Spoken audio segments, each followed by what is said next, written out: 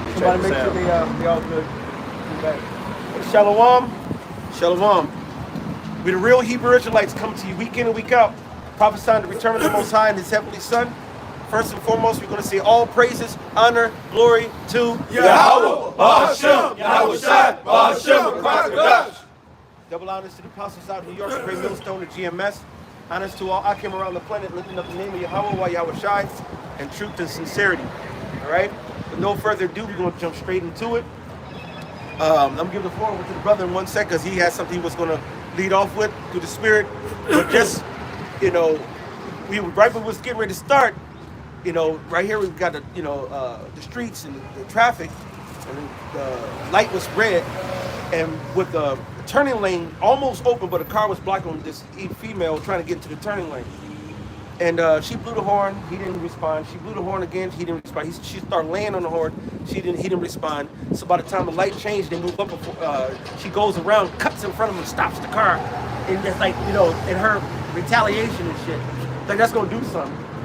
And then the time that we're about to live in, that woman will be pulled out her car and killed. Yeah. All right. We're about to enter. This is just a cautionary tale. Just to start off. Get out of your flesh. Get out of your ego. Right. Get out of your goddamn it. I need to get my lick back. That's right. Yahweh Bashim Yahushua is gonna get our lick back. Be humble. We're about to enter into some crazy times. All right, and that was just indicative how that she do that to the wrong motherfucker. He gonna just start light up the car. It's done. Yeah. For what? Was it that serious that you couldn't get him to move up 10 inches so you can get to the turning lane so you can make a fucking turn? And you know time and travel. If we're going from south side to downtown, all right, and say it was 10 miles. If this brother drove at 70 miles an hour, I drove at 60 miles an hour. How fast is he gonna beat me to that spot? How long? Somebody just guess. 10 minutes, 5 minutes? Maybe. Excuse me? Maybe. It would be within less than 1 or 2 minutes. Yeah, that's what I'm saying. It would be less than 1 or 2 minutes, brother. Not much of a difference. In order to get 10 minutes time, he would have started right there, and I gotta start 10 minutes away.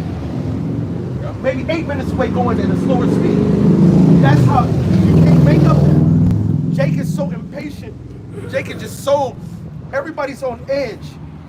The situation is ripe for destruction.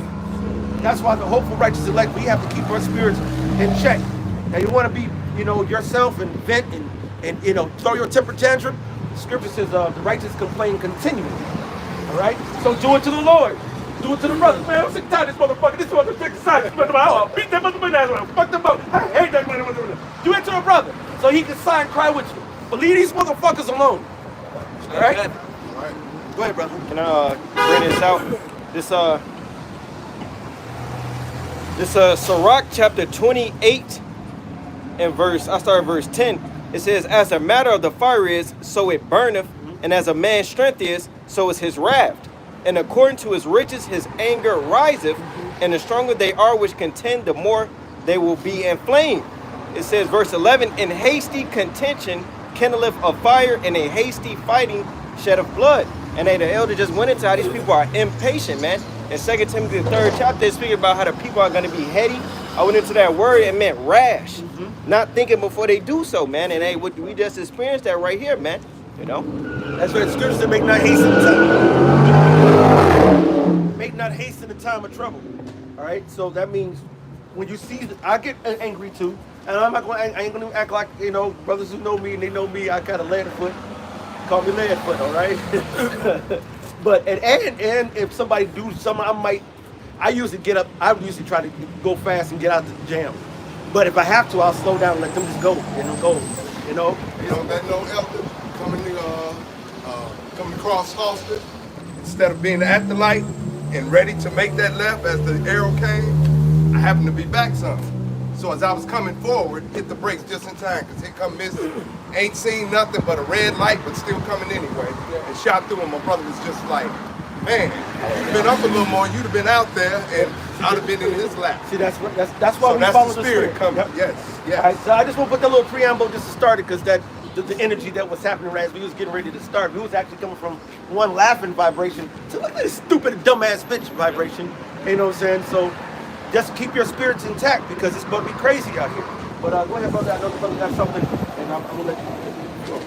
You going? This Ezekiel 24:6. It says, "Wherefore thus said the Lord Yahweh, woe to the bloody city, to the pot whose scum is therein, and whose scum is not gone out of it. Bring it out piece by piece, let no lot fall upon it." Exactly, all right? And that bloody city is talking about America, okay? Right, right. All right, and this place is full of scum, man. It's that pot that's full of scum. The Lord said, you know, take it basically out bit by bit. And that's what the Lord is doing right now, okay? You know, very soon, in the next, you know, coming weeks, months, hey, we're about to enter into a new phase, man, okay? Hey, you got the, the central bank digital CBDC, all right? That's gonna come into effect in December, all right? That's gonna start eliminating cash. You know, they've already been eliminating cash, but it's gonna speed it up, man. It's gonna speed up the process, okay? And we all know that's gonna push the era of Charagma, the Revelation 13 and 16, okay? All right, and you got starting July 1st. We all know about this, the purge laws, January. Excuse me, January 1st. All right, 2023. You got the purge laws that are going to come into effect. So that's going to What they call it is the Safety Act. Yeah, the Safety Act. All right. You know, that's the actual literal laws, the law of it. Okay. But they're calling it the purge laws too, man, because hey, people who are doing violent crimes are going to be let go basically without cash bail. All right. You know, a lot of shit's happening. Hey, you got World War III building up right now, man. That's going to change your life. Gas is going to go skyrocket, which that means food is going to skyrocket. The cost of living is going to skyrocket. Okay. Hey, the dollar is dwindling. It's fading away. So a lot of shit's happening. So women like that, man, that just bypassed, they were in that impatient spirit, all right, that think they're fucking tough when they're really not. That's right. Hey, they're going to get stomped the fuck out in the streets, man. Mm-hmm. All right? They're going to be made an example. Mm-hmm. And a lot of you women are going to see that shit, and you're going to start becoming females again. Mm-hmm. You're going to be quiet, and you're not going to be talking shit soon. Part 2 for you. This is Ezekiel 12 and verse 26. It says, "Again the word of the Lord came unto me, saying, Son of man, behold, they of the house of Israel say, the vision that he seeth is for many days to come, and he prophesied of the times that are far off." Verse 28, "Therefore say unto them, Thus saith Yahweh power, there shall none of my words be prolonged any more, but the word which I have spoken shall be done, saith Yahweh power," man. And then we see how the Heavenly Father is causing all these things to happen ultimately so that his prophecies can take place. You know, a Revelation, the 13th chapter, you know, all these banks going digital, man. I had to get a new bank card. I had to order a new bank card a few weeks ago, and every time I put it in there to put the chip in there, the shit doesn't work. So they say just tap it, man. Yeah. It's getting more accustomed to just tapping stuff, man. You know, the elder was going in on the judgment to these women and so forth.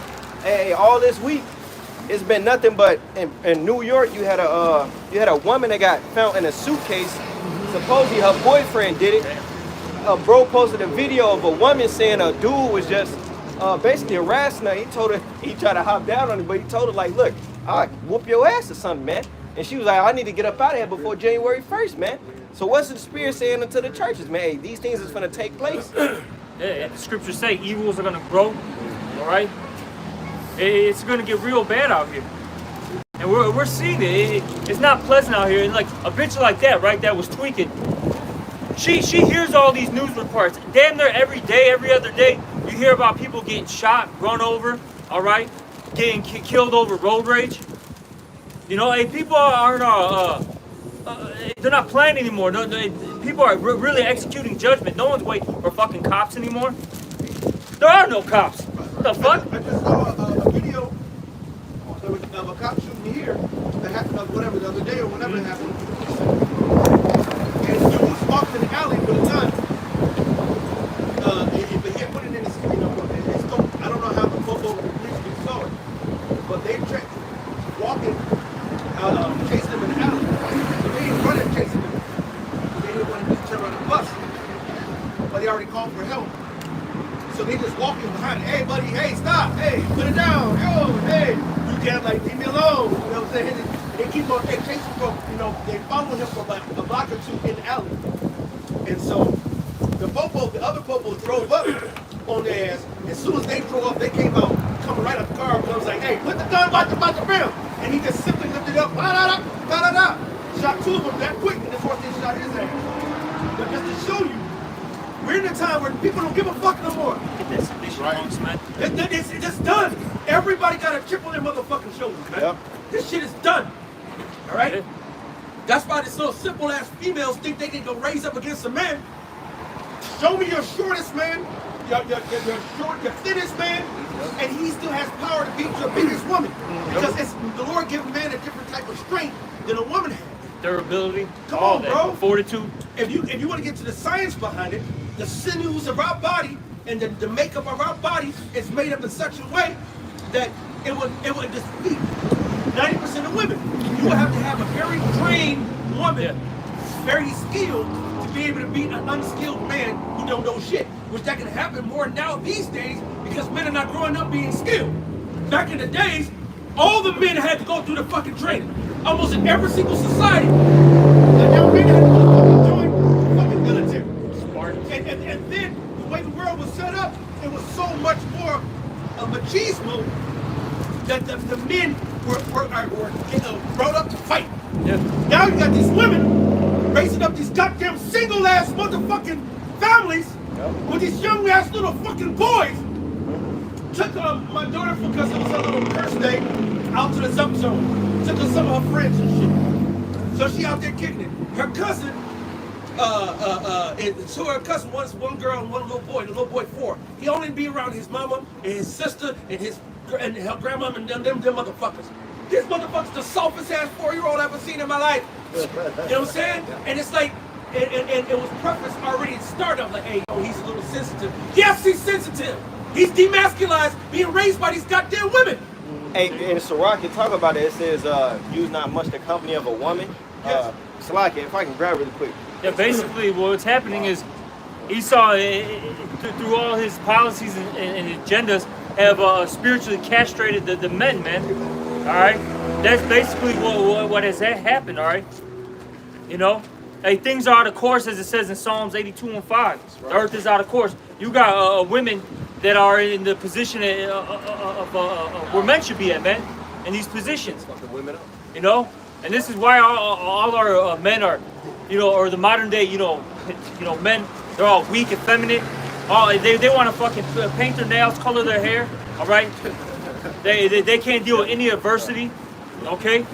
It's funny to say that because they were jumping around, and what the girls were building a little tower out of little bricks, the little foam bricks on the trampoline. And so they took the foam out of the foam pit, put it on the trampoline, and they were trying to build it up. Now he just jumping and bouncing around, bouncing. He went up and started bouncing them. They got mad because he was messing up their bricks. And so they busted him, and he just ended up just sitting up there crying, and just crying and crying. And it's like, well, fuck those bricks, fuck that, but this is a huge ass place, go bounce and jump over there. This nigga went and I talked to him, and after he talked, he went into the jumping pit and just started crying like a little bitch. And I was like, man, I said, man, he ain't got a little adversity. A little bit just suspended. And this motherfucker was bent over crying like he lost his whole. And I had to say, I don't know him well, so I had to talk to him, say, hey, come here, man, look, you go play over there, you go bounce over here, come on, we got a little bit of time left, come on, bounce over here. And he finally did. But that spirit is set as a young man, and it starts growing, and growing. And next thing you know, you got these soft-ass, effeminate-ass men, which pushes that homosexual spirit, all right? You see the men putting their hands on their hip, putting their shit to the side, got that had a limp hand, Like limp, a you know what I'm bitch. saying? You do a curl with this, and a soft this, and the next thing you know, it's one of them. It's one of them mouths. And they wonder what happened. It's You know what I'm saying? I got to appreciate that. Because what the elder's saying is important because, you know, you got to go through adversity to be a man or to even become a man of the Lord. You got to go through adversity for that.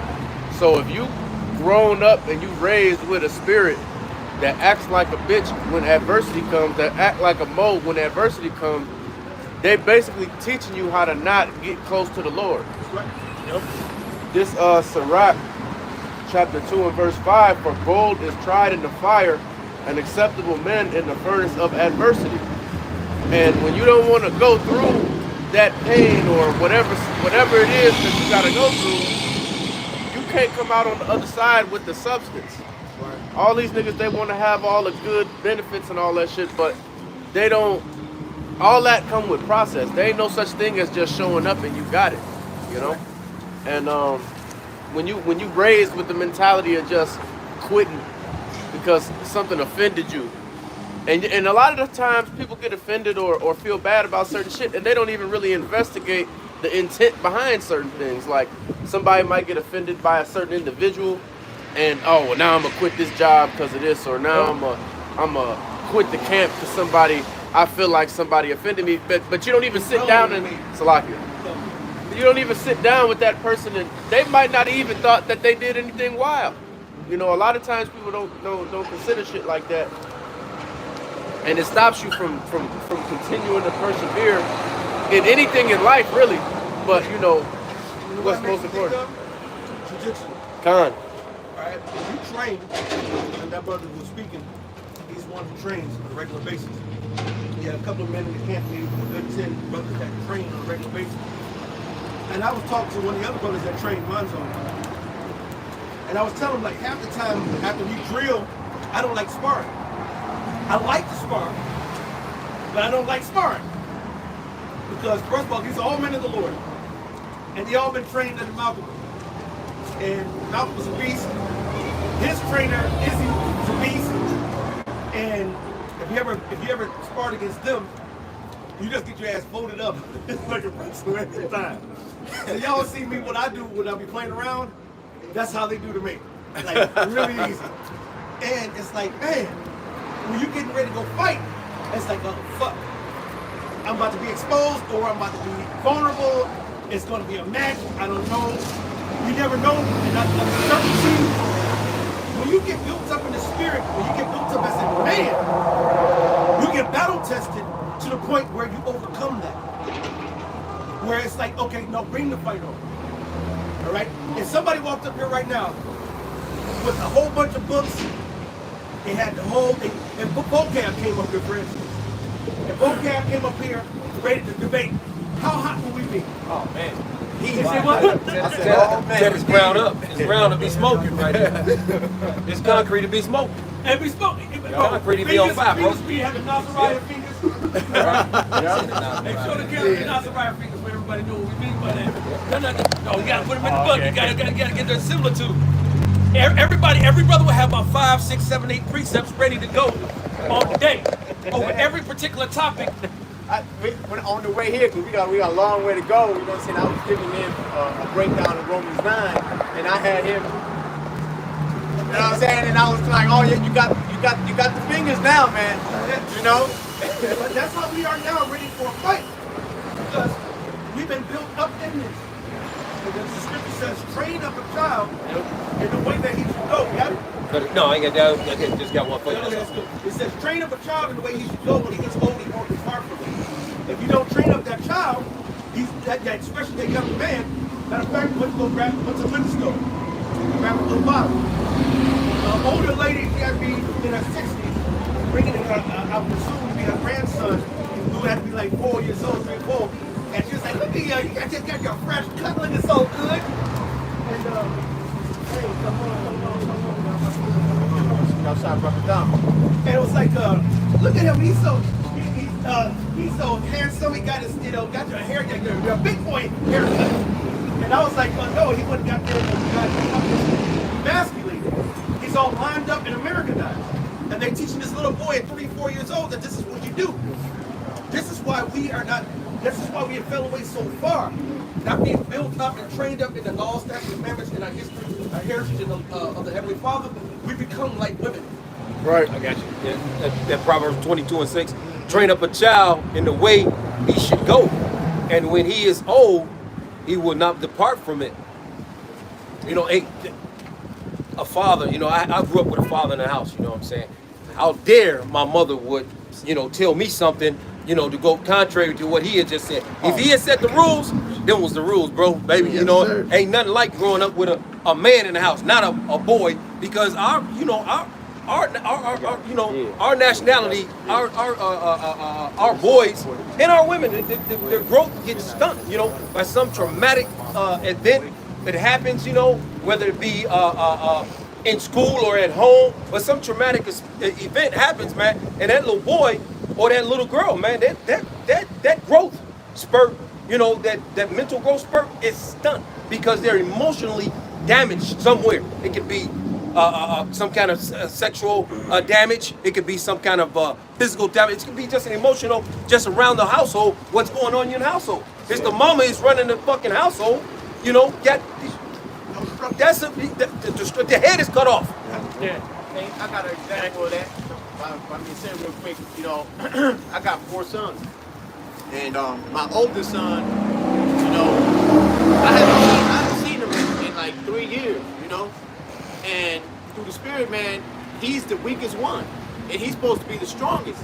But that's because he's being raised by women. That's right. And then my second son, I see like the same kind of path, but he's a little stronger because I'm still in the picture.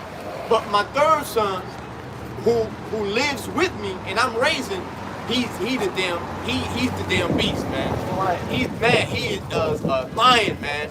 You know. And then you know, of course, I got a little newborn, but it just goes to show how demasculating it is when you're being raised up by women. Because my second son, man, this dude, he's a little punk, man. He's a little crybaby, you know. And I gotta be honest, man. I love my sons, but compared to my third son, that's being raised up by me, you know. See, these women don't understand that. Remember, if I was talking to the elder Benji, and we were talking about kids, and he was like fussing at the brother. Well, not really fussing at the brother, but one of the brothers, Avi, his son, had got a car because he wanted to be next to daddy because they came to pick him up, whatever. And he wanted to get picked up and stuff, and then when he didn't pick him up, he started crying. And Benji's like, man, let him cry. Right. Don't pick him up and don't let him. See, we would do that. We would no, motherfucker. See, I treat my daughter way different if I had a son. I don't have a son. If I had a son, I would be hard. You know what I'm saying? And even if Benji cut me too, you say, yeah, but you're supposed to scare smile of your daughter too. And I was like, I might smile a little bit too much, you know. But that put a phone in my mind to make me be a little rougher with her, even though I'm not. Like I told him, I said, I'm not nice with my daughter like that. Right? And matter of fact, and I said, I gave a similar to me. I said, you know, told him, I said, but baby girl, I said, your mama ain't come home, she ain't doing what's your house shaking with her. Kill her. You know what I'm saying? And she was like, straight up kill her, she don't got to destroy her. You know, I teach her the truth. But the thing is, that's a girl. Men supposed to raise up in that hard, tough, you know, tough love. You don't beat them down. If you even know the scriptures, like you do with brothers, man. If you fuss at a brother, God, if you got brothers, you might be like, hey, bro, I don't like the fact that you did this. What the fuck was wrong with you, man? You went to hell, and I'm gonna go say this. The scripture say this like that. But then you go ahead and build them back up. You're like, you know what? But you know what? You've been dealing. You've been out here for years. But I see the beauty in you. I see the strength in you, and you build them back up. You just don't beat somebody down without building them back up. You learn to balance that as a man. These bitches don't got that balance. These bitches like, nigga, shut up, motherfucker, I don't want you. It's like, what the fuck? The Hop sent me something right on Instagram. This shit was so bugged out. You had the single mother Israelite bitch, right? She's sitting there. She was like, on the video talking about like, I started, yelling at my kids because, they were too loud, blah, blah, blah. And then she's like, now it's too quiet. Let me see what they're up to. She runs in there. It's like, why is it so quiet in here? And the kids were like, well, you told us not to be loud. Confusion. Exactly, confusion. They're like, what the f-? And then literally you heard it in their voice. They're like, what the fuck? You just told us to be quiet. The scriptures say there was a Job 39 and 17. It says that basically the Lord had not departed wisdom unto her, man. And when you go into that, all right, that goes into their discernment, man. These women have no discernment, all right. They're all over the place, man. They're double-minded. They change like the moon, man. Exactly. You know? I was just going to precept pretty much what the elders were saying. That's the problem. Women trying to raise up boys, and that's not their job. That's Esau has systematically took the strong figure, which is the man, out of the household. And this is Ephesians 6:4. And ye fathers, provoke not your children to wrath, but bring them up in the nurture and admiration of the Lord. And that's how we're supposed to bring our young men up, according to the laws, statutes, and commandments of Yahweh Bahasham, Yahweh Shai. And the bitch, you sit the fuck down. You ain't got no set of balls. You can't say shit to me. You can't testify. You don't have testicles. Nigga, get back to the elders. And look, you gotta bring up those. You gotta raise those boys up, all right, those young men, all right, as Israelites. And when you go into our culture, man, our culture is full of warriors, all right, men with logic. That's right. Okay, That's right. men who aren't emotional. They have wisdom. They applied wisdom. Okay. See, this world teaches you to be emotional, be bitch made. Okay. That's right. Soft. Soft. And the funny you say that, because even amongst the brothers, when we in our own little, our talks after camp and when we just vibrate, we have conversation. I said this not too long ago to a brother. I said, bro, we soft as fuck, bro. Compared to our ancient self. I said our ancient self would be looking at us like this.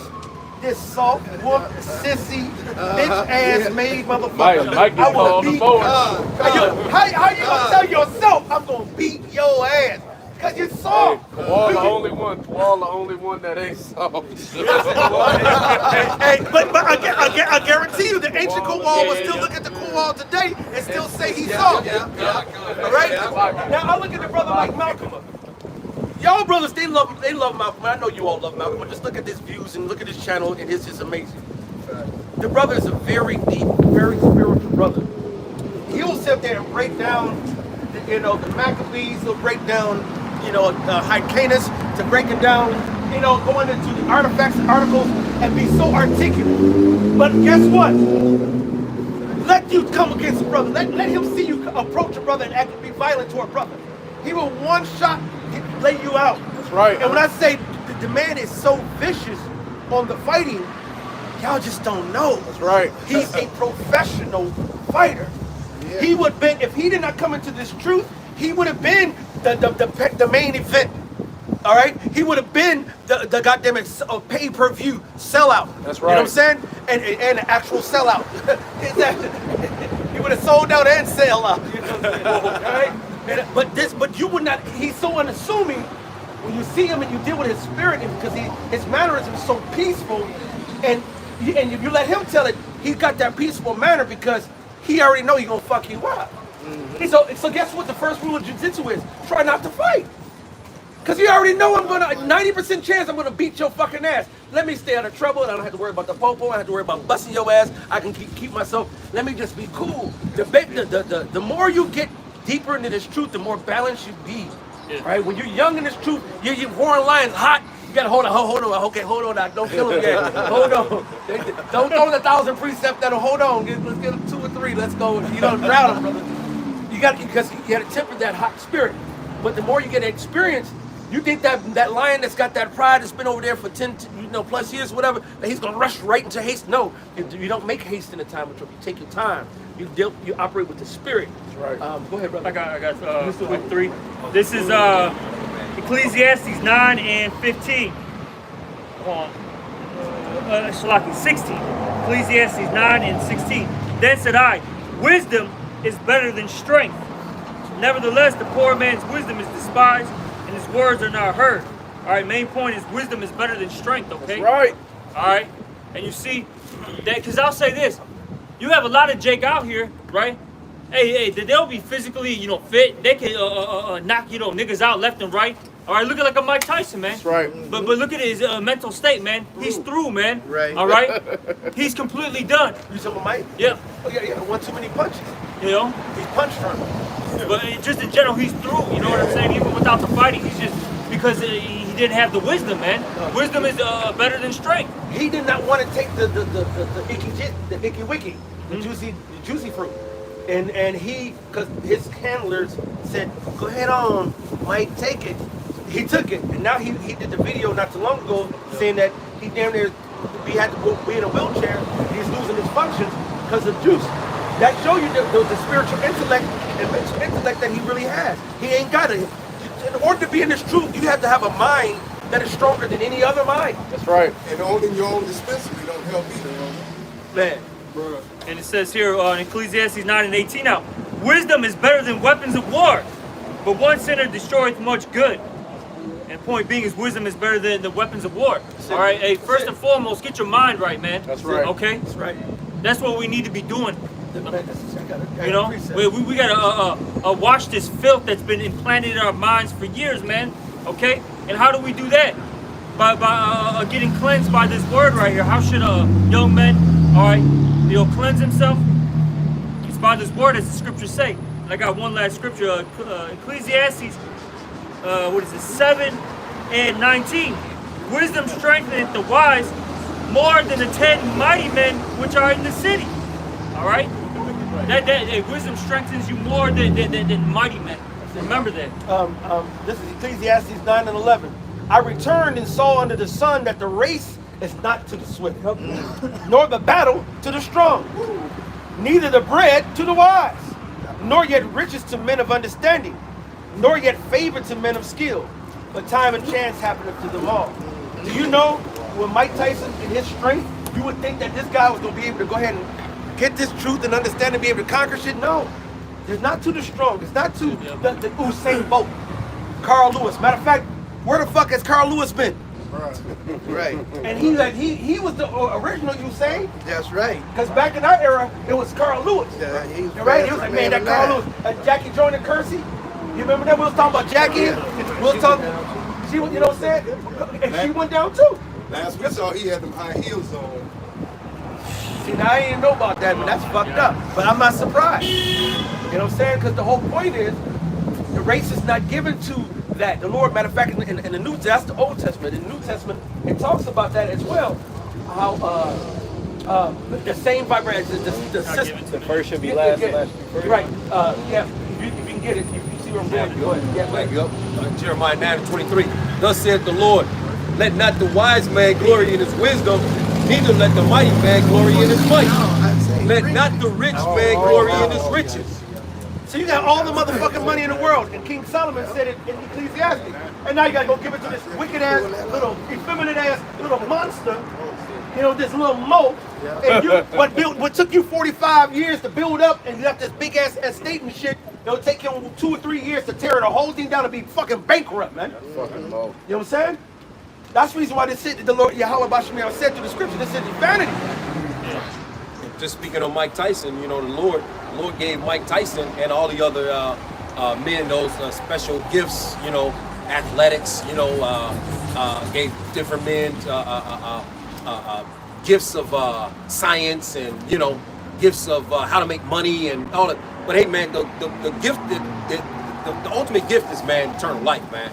The most that God puts His Spirit upon you, you know, not the spirit of prosperity or my might, me. If the man is not speaking according to the word, this testimony of this word, that Isaiah 8:20, man, he ain't got this gift, man. He didn't give it to him. Finish it up on verse 24. It says, but let him that glory in this, that he understands and knoweth me, that I am the Lord which exercises loving kindness, judgment, and righteousness in the earth. For in these things I delight, saith the Lord. That's no bullshit. That's right. Just like the elder just said, everything else is vanity. This whole play, as the scriptures say, everything is vanity, all is vanity, okay? Hey, we're looking for something better, all right? Something that's not going to be destroyed. It's going to last forever, okay? See, the things of this world, they're corrupt, all right? They're going to fade away. Can you get that scripture in the Corinthians? Hey, the fashion of this world fadeth away. Okay? I got it. That's what's going to happen very soon. This current, evil world that's set in place right now, it's going to bypass, man. We're not focused on this bullshit here, man. That's right. This is why we're trying to get ourselves in order. And then really the Lord said he's going to set us in order. Okay? And with that being said, hey, there's going to be a lot of reproofs, all right, happening, a lot of correction, a lot of trials and tribulations, a lot of tests that each brother's going to go through. And it's not going to feel good, man. That's right. All right, because that's chastisement. And chastisement at the present moment isn't joyous. But what happens? It yields that peaceable fruit. That's right. Okay? You see? Did you get the one? Did you find whatever was in the New Testament? Was it this? Were you looking for this? Which one? For seed. Yeah, that's it. That's it. This I was is- just about to get it because I. God. Go ahead. Go ahead. This is 1 Corinthians 1, and I'm gonna start at shit, man. I started 21. I know it's a little bit above. All right. This is Be in the spirit, brother. Hey, we used to back when we used to start. When we used to camp back in the day, brother, we'll start around 2 o'clock in the afternoon and we'll camp all the way to 10, 11, 12 at night. And it was like that. And bro, that's what we did. We didn't know nothing, no difference. So this don't get us started. This is 1 Corinthians chapter 1, and I'll start at 21. For after that, in the wisdom of the Most High, the world by wisdom knew not the Most High. And you see, this world doesn't know the Most High, okay? Hey, this world believes in what? Science, all right, technology, Right. themselves. That's what they believe in. They don't believe in Yahweh Bashem Yahushua, and it's evident because of their actions and their deeds. You see? Because it's all wicked and evil. That's They don't right. try to follow the law, statutes, and commandments, which that's real wisdom anyways. That's right. You know? Because the knowledge of wickedness is not wisdom. That's You right. see? And it says here, it pleased the Most High by the foolishness of preaching to save them that believe. And this is foolish to the world, all right? That men come out every week, all right? Every week. Wearing dresses and cursing everybody out. You know? That's foolish. And you gotta remember, man, you got a lot of young brothers up here. They could be getting some fucking box right now, man. Some white box. Okay? All right? You know? And they're not doing that. What are they doing? Hey, they're presenting their bodies as living sacrifices. That's right. All right? Dedicating their lives to Yahweh Bashem Yahushua. Going and without. not giving a fuck about this place. All right? You know, hey, you got like for instance myself, you know, brothers like Monakai, you know, brothers who are about 10, 11, 12 years, you know, into it. We came in when we were in our early 20s, man. Now we're in our 30s, man. People would say that's like your prime, man. You know, well, you could have been out there doing X, Y, Z things. Hey, but all that shit is dung, as the scriptures say. That's right. That's right. That's why the scriptures say in Ecclesiastes, remember now thy creators in the days of thy youth, before the evil days draw nigh.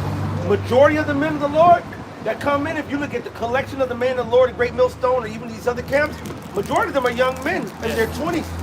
All right? Now the Lord, that's the reason why we give extra kudos to the brothers with the hoary beards. All right? You know, they got a hoary beard. And I must say, this brother Shataria, he goes back to when we first started in GMS Chicago Southwest. Right? It was a year or two after GMS Mapataza. A lot of brothers don't know the dynamic of Chicago. It was 2 camps, all right, and then we merged into 1 camp, okay. But this brother was around from then, and this brother, how old are you, brother? 60 years old. Now, you go back 13, 14 years ago, he was in his late 40s, right? That's right. And that's when he started dealing. And he was sitting there listening to little old me. And this is a grown ass motherfucker. He could be my damn near dad, you know? Cause dog, he could be my father. I'm 48. That's 12 years old right there. It's 12 years difference. If he would have stopped popping at 12 years old as a young man, this could be my father. Right. All right. And I used to marvel at Elder Nate. I was just gonna You know what I'm say. saying? Because he was older than this brother. Because he was in his 60s at the time. I was 35. And here go Elder Nate at 60 years old. And I'm saying, no, this is what you do. No, come here, do this and do that. You know what I'm saying? Y'all don't know the spirit of the Lord and the might of the Lord, man. That's right. But the Lord really deals with a lot of young men, and the Lord also, both sides powerful. He don't deal with the older men. There's brothers that's in the camps that's 70 years old. You know what I'm saying? And certain camps around, I think Boston, I think they had. Okay, that one. Okay. Yeah. But there's other men, but there's other men who are hoary heads in other states that in their 60s or 70s. You know, so the Lord will deal there, but the majority of the men are going. There's these young men. Right. But go You're ahead. supposed to bear that yoke in your youth, as it says in, I think, Lamentations, right? Yep. If I'm not mistaken. Yeah, Lamentations. You know? All right, but let's get back to this. This is 1 Corinthians chapter 1 and 22 now. For the Jews require a sign, and the Greeks seek after wisdom. And that's the problem with our people, man. All right? Hey, what does it say? This is an adulterous and wicked generation that seeketh after a sign. Our people always need to, see something. Hear something super deep, man. Deep, all right, our people are bugged the fuck out, man. And it says here, because by the way, just a side note, those Greeks right there are talking about Israelites that were into the Greek fashion. Okay, they were Hellenized. That's right. And to prove that real quick, he said to the Jew, the Greek, to the Jew and to the Greek, right? Yeah, the Jew. Why didn't he say that the Moabite? If that meant everybody, why didn't he say that to the Ammonite? Yep. So if you took that literal, only Jews and Greeks, literal Greeks, are only going to make it to the kingdom. Yep. And and the Lord said He's not dealing with the heathens. So right. that have to be Israelite foreigners. But go ahead, brother. Verse 23. But we Hallelujah. preach Yahweh Shai crucified. Hallelujah. All right. I told that brother, hallelujah. I just moved you. Hallelujah. Brothers know that it's some personal thing camp, but brothers know what it's for. Hallelujah. That just roots. But it says, but we preach Yahweh Shai crucified, unto the Jews a stumbling block, and unto the Greeks foolishness. You see, our people, they see it as foolishness, and ultimately it's what though? A stumbling block, because Yahweh Shai is that ultimate stumbling block, all right, to our people, okay? Which is what the word, man. This word makes our people stumble, fall, trip, okay, into the goddamn abyss, man. All right, our people are through. That's right. Okay, once you start preaching this word, they get what? Offended, man. All right.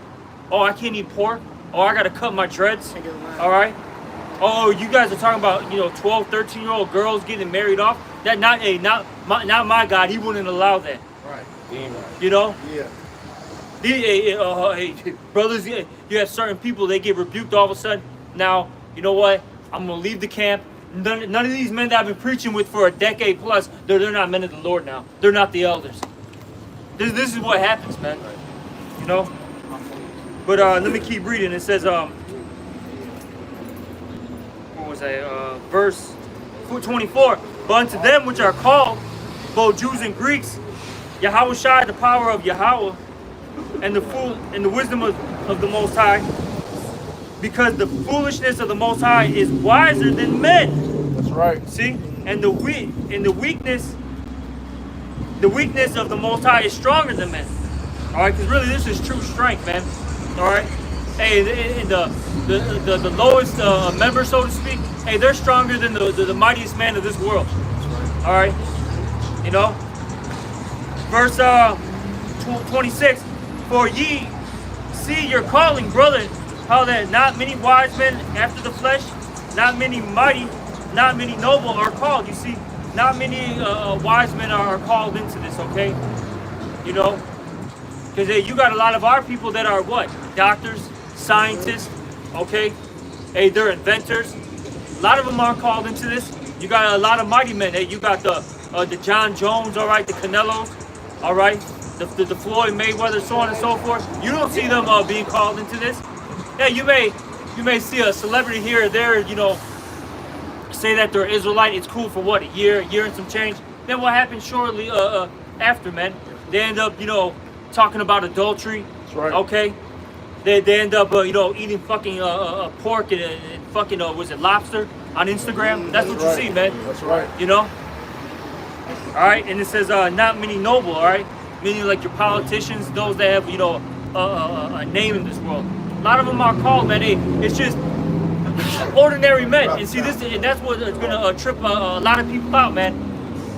That these ordinary men, all right, in the flesh, because they're really not ordinary, because their spirits are above ordinary. All right, if they are the men of the Lord, if they are a part of the elect, okay. But the point being though is, these what the world will call us ordinary men, they're going to be the ones that are going to get saved. These are the Lord's chosen. You know. That's the wisdom of Solomon. What it's like. Fifth chapter. Right. It's like Brother can get that. Yeah. It's like hey, if these guys that we ever thought there was gonna be ever nothing, they really just all scouring of the earth, these little pieces of shit, and now they're claiming to be part of the number. That's right. You know. So yeah, that's why it's rough, man. If you really understand the path to Yahweh Bashim Yahushai, this is not an easy task, man. We are fighting the gods. This is the hardest job. It takes total selflessness. It takes humility, self-control. If Yahushai said to David, King David, our king, that he, hallelujah, 7-144, hallelujah, that King David watered his couch with his tears. If you see Yahushai entering into the city and overlooking Jerusalem, and Yahushai weeping, all right? If you see that and understand that, then that gives you the understanding that this. Even Paul, when Paul was snapping about the brothers who fell out and have been wicked and shit, he said, "Now I tell you, even weeping, that these are enemies of Yahushai, and then the cross of Yahweh Yahushai. We are invested in here." That's right. All right. It hurts when brothers fall out, man. It's not a pleasant thing, man. You're literally losing a brother, man. You feel like you're losing a piece of you, man. A friend, family. Yeah. Bro, we war in the trenches. Now, on a carnal note, playing softball, when you play softball, and right now to this day, I don't give a fuck whoever plays softball, been on my bowling team or any sports. When I see them, and y'all know I go hard, right? When I see them, it's a whole different love. One of my softball guys called me up right now and said, "Man, I'm heard that he needs like $35. Man, I'm sending him 50. That's why it's softball, because you came to me on my team, you sacrificed your time, you came out there on that motherfucking diamond, you was in the motherfucking dust, and while we sitting up there trying to scrape to beat these other motherfuckers, you had my back. When this other team went to fucking fight us and start some shit, we was up there ready to go toe-to-toe together. You know what I'm saying? That's now how much more spiritually on what really fucking matters, because that other shit don't fucking matter. Right.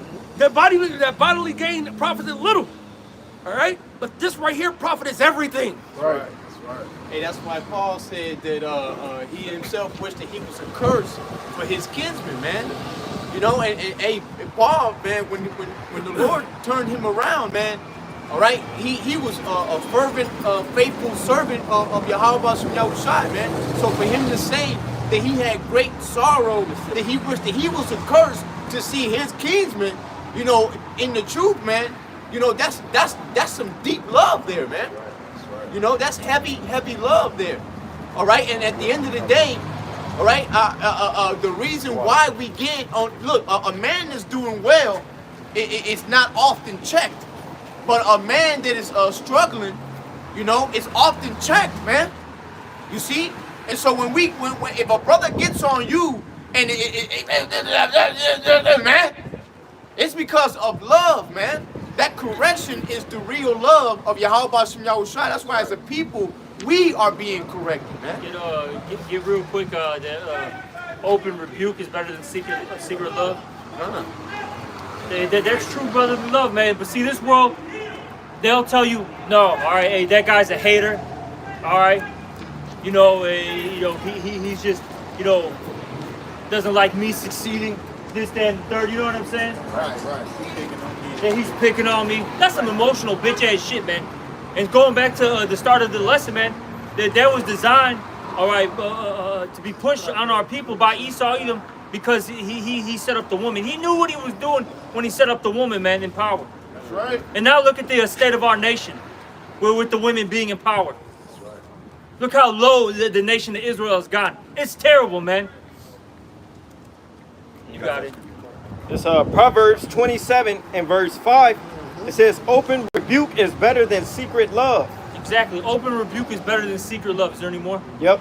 It says, "Faithful are the wounds of a friend, but the kisses of an enemy are deceitful." Exactly. In this world, all these enemies are gonna kiss you, man. All right, you know, so to speak, and tell you everything's good, and they allow you to keep, you know, doing your wickedest things, your bullshit things that are gonna bring you down. You know. But see, a true friend is gonna tell you, "Hey, bro, man, that ain't good for you, man. All right, I don't give a fuck how you take this, so to speak. It ain't good for you. I gotta let you know this, man, because I don't want you to die. I don't want you to fall, man. And you might rebuke somebody that got like problems with their health or their weight or whatever. That go on a lot in the black community, right? You gonna tell their ass like, look, stop, don't eat that shit. No, you'll be straight up with them, man. But hey, that's taking and looking at it as a bad thing. They nah, man, let him do that. But the nigga is killing himself, man. Exactly. But a faithful friend gonna tell you like, look, stop doing that shit. You hurting yourself. The same people will be like, oh, you know, you'll have the person who's got that weight problem, right? They're all fucked up. And the same people that tell you, hey, don't be telling them that, hey, just let them do what they want. Now all of a sudden they're like, man, we gotta pray for this person and that person. Look, man, they're all messed up. They got gout. Hey, they can barely walk. Their knees are messed up. Their back is messed up, man. Hey, our people are hypocrites and full of shit, man. All right. 1 Timothy 5:20, them that sin rebuke before all, that others also may fear. Right. And you gotta remember, man, rebuking is not just for that individual that needs to get cursed out. It's for everybody too, man. All right. So then everyone can be like, shit, man. You know, I don't want to do that because, you know, I don't want to get, you know, that judgment like that particular person. You know, Leave him alone. you know. Hey, I got that same mentality at my job, Fake ass man. security. And she trying to make him go to the other side. Come on, I'm from. It's a stud too. My pistol died. Just spoke on females in charge. Right. Yeah, that's right. Hey, go Just run spoke over there on that. and just tell him. Come on, Val. No, well. Hold on. Well, no, well, just see, make sure everything cool. Go ahead, brother. Fucking bitch, man. This shit is crazy, man. Nothing's happening around here, man. And you're gonna have a fucking 5 foot, flat security guard. All right. I mean, Bitch, wait, how tall is she? She's about 5 feet But tall. 4'11". Yeah, I was gonna say she's 4'11" with her shoes on. She 5 foot with her shoes on. I was at work yesterday. And she didn't weigh no more than 120 pounds, bro. Bitch like that was talking shit to a guy at my job yesterday and he punched her in her fucking face. The dude was like 6'5" or 6'6". Had to be like, this nigga was big. This nigga bigger than Shaman, bro. Damn. This bitch was talking shit to this nigga, man. He blasted this bitch in her fucking face. He walked off on her ass. Crazy as hell, man. Bother nobody. It doesn't matter because they can't do anything. They can't do anything because as long as he's not on their property, which he's actually on the sidewalk, the only thing they can do is tell him not to be in the middle of the sidewalk, which he can come on the other side by the tree and he'll be fine. You just gotta learn how to play with these motherfuckers. You know what? That's Satan. But it's also his proven too. Yep, that's what I was gonna say. That's Satan. Because look, at the end of the day, Satan got to do his job, and we got to do our job. That's why we got to endure until the end, man. That's why, as men that are being called into this truth, we have to be an example for the brothers that are coming in. If I may, Baba Kusha, this is 2 Timothy 2:10. It says, "Therefore I endure all things for the elect's sake." We have to go through. There's still brothers that are gonna come, man. There's still men out there that are going to come in, and we have to lay down that example, that fervent, firm, trusting in Yahweh Shai. We not gonna buzz, fuck this damn world example, man. And it has to be with a sound mind. It has to be with courage, man. With the Rachak Wadash, all right, dwelling in us, man. That's why it's important for us to feed, all right, off of the bread of heaven, man. All right, which is the word, man. Right, these scriptures, man. All right. We have to showcase that faith and endurance that we have in Yahweh Shai, man. All right, it says that they may also obtain the salvation which is in us, which is in Mashiach Yahweh Shai with eternal glory, man. All right, that's what brotherly love is all about, man. All right, us putting each other on ourselves on the line for each other, man. There ain't gonna be no greater love out here. You ain't gonna find this kind of love out here in this world, man. There's no love like the love that we have here in the body of Yahweh Shai, man. They don't know. They don't know, bro. Bro, you talking about the love. And first of all, to open up your house. Now, I didn't really even pay this no mind. So some other brothers brought that to my attention. Because me and my brother, because y'all don't know, he gave, my siblings gave up their ownership in the house to me. So the charity that the main house does, that's on Yacht too. Nah, he don't take no glory, no credit for it, and he would right now. If I said something to him right now, he'd be like, "This is what he would."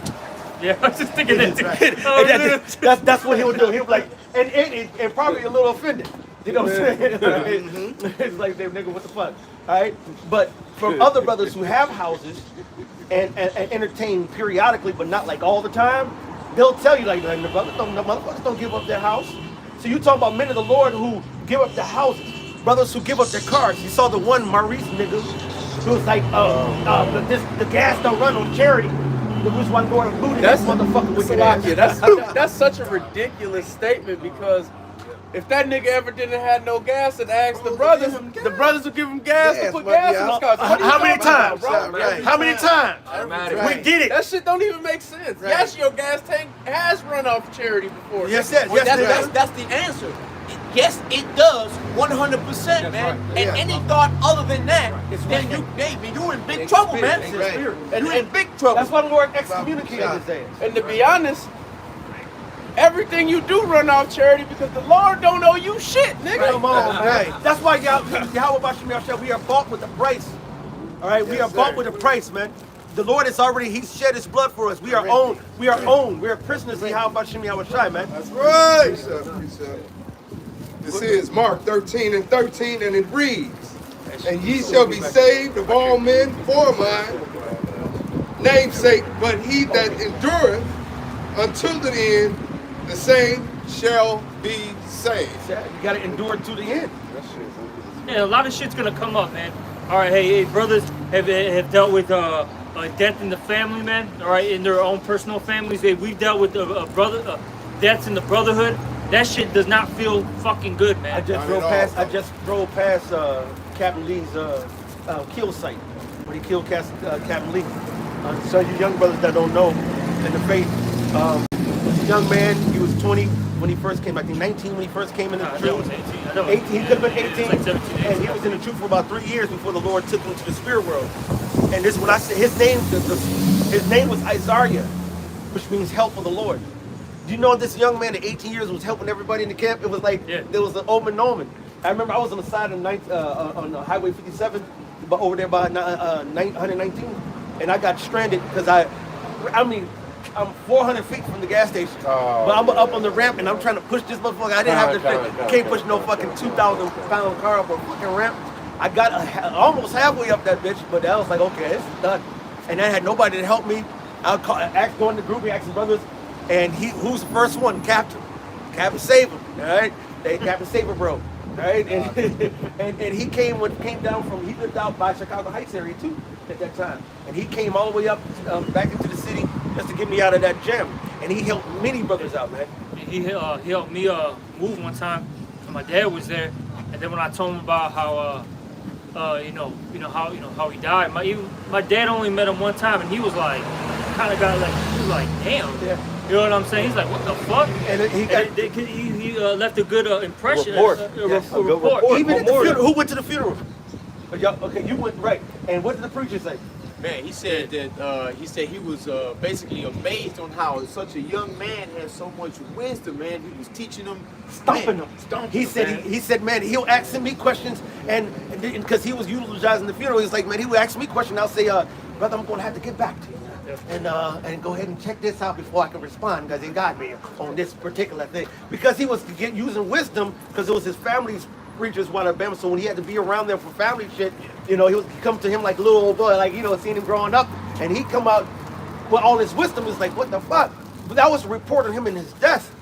All right, and for the record, he got killed and by mistaken identity. He was picking up his mom in his mom's car, and it was him and his mom in the car to go run some errands.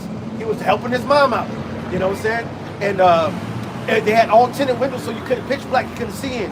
From what the police said, it was the Ford Jetta looks a lot like not the Ford Jetta, the Volkswagen Jetta looks a lot like the Ford Fusion. And so the Ford Fusion, they had a Ford Fusion because she worked at the Ford plant, all right?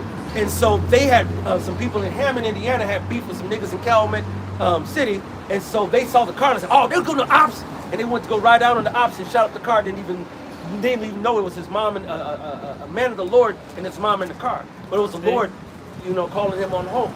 And he's sitting up there Well, after they start shooting, trying to go protect his mom. You know what I'm saying? And he both of them were deceased. You know, but going back to what he said, man, that shit hurt. That's don't even tell Shapaya this, because that was his actual blood cousin, first cousin. It was rough, man. It was a rough period. I mean, we sorrowed, we cried, we lamented, we went to the Father, and we celebrated that brother, man. Because that brother was a beautiful brother. He left a beautiful legacy in 3 years, about 3-4 years of being in the truth, man. That's why this here goes deep. We care about one another. We care about the body. And not only the brothers in the faith, we care about our people. Somebody give me the book of Luke. When it said, it's the 7th chapter? It's the 7th or the 8th chapter or something. But it's like, they went to go try to get, Syrian tried to get Yahushua to come heal his servant. And he said, why, he said, he tried to give a reason why Yahushua should heal him. All right? And one of the reasons is what we're all about. But for us to come out here into the highways and byways, to brave the heat, the cold, the rain, the scoffing, the fucking little midget fucking security guards trying to tell you to get the fuck up off the goddamn road, the popo, nigglets right down here. We used to camp right on the other side of that bus stop. And I'm talking about rain, sleet, snow, cold, it didn't matter. We've got accosted by groups of motherfuckers, one motherfuckers. Niggas at the fucking bus stop got bangers on their hips, all kind of shit. Motherfuckers coming in with sticks and weapons and shit. And we were young in the faith, and before we didn't want to go ahead and fight this before we got into the kind of the brawl. Then we would Spirit of the brawl on the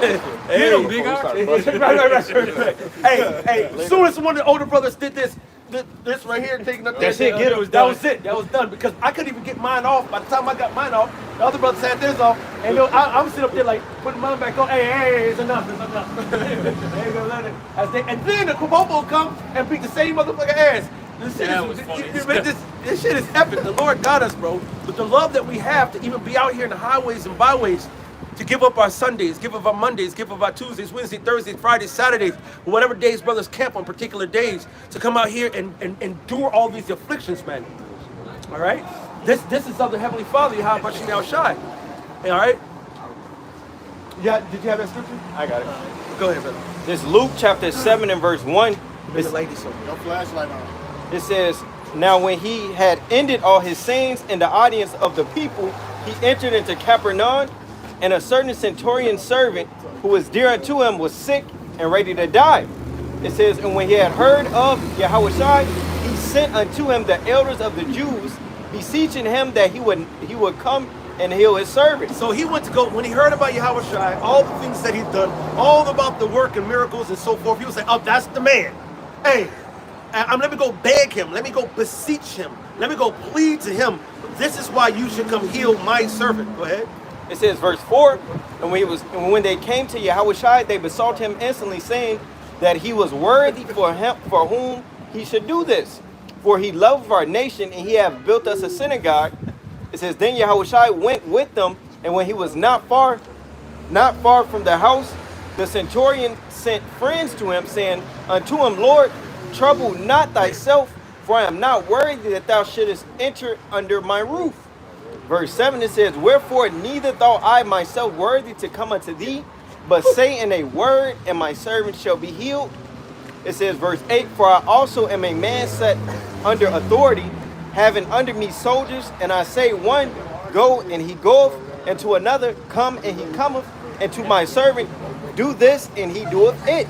When Yahushua heard these things, he marveled at him, and turned him about, and said unto the people that followed him, I say unto you, I have found so great faith, no, not in Israel. So Yahushua, and I was going to stop you at the beginning, but the Spirit said, no, let all that come out. And this was Yahushua's assessment of that man. He said, man, shit, I ain't seen so great a faith right here around these streets. All right? Why? Because first of all, he heard about Yahushua.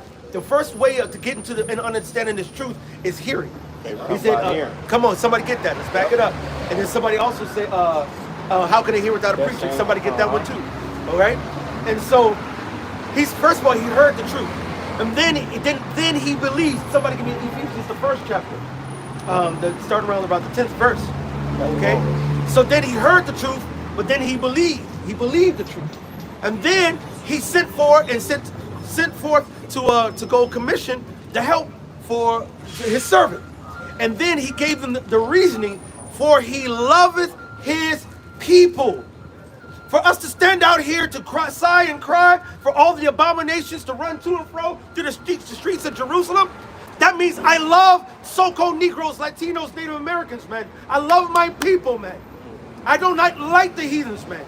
I do not like them at all, because they have beat, hurt, scraped, and just fucking took advantage of our people, man. They've done inhumane acts. As Esau likes to say, he uses that term inhumane. You know, acts, that's what these heathens have done unto us, starting with Esau, but it goes not just to Esau, it goes down to Ishmael, Ham, Moab, Ammon, etc., man. They've all done some wild shit to us, man. If I can add on to you, Elder, in the book of Tobit, Tobit was in Nineveh, but he said basically, hey, his people was given over to the idols of Nineveh and stuff, but he said he refrained himself. And it's touching on that love that he had for his nation. They was killing Israelites. He was going to hide the body, going against the commandment of the king, putting himself on the risk, man. That's the love that you got to have for your nation, man. That's right. The scripture said he wouldn't eat his food, his dinner, until he was done doing that work, man. And that's life, man. And who don't like a hot meal versus a cool or lukewarm meal? Man. I like it. All right? You like what? I like it. You don't want to burn the roof in your mouth, but most people don't want no cold ass. Who said that? Now, when he went, but no, how long? Well, since you said, let's see if it was lukewarm, hot, or cold. How long does it take to bury a body? I was just gonna say that. Just one. That's just one body. How long? You gotta dig. First of all, you gotta go several feet underground. Now, are you gonna go 6 feet? That's the current. That's the current. But guess what? And sometimes you go 3 feet. You know what I'm saying? If you do 3 feet, it should be fine too. But guess what? Digging a 3-foot ditch for a human, all right, carcass. Goddamn! By the time he came home, that shit cold, bro. Man, all I think about. Arm sword. Yeah. Sword. You know what I'm saying? And then you unclean. You're unclean. You was in front of a dead fucking body. So now you got to go wash and clean yourself up, and then won't be clean until even. All right. And so shit, it can fuck up a lot of things, especially if it's right before a holy day.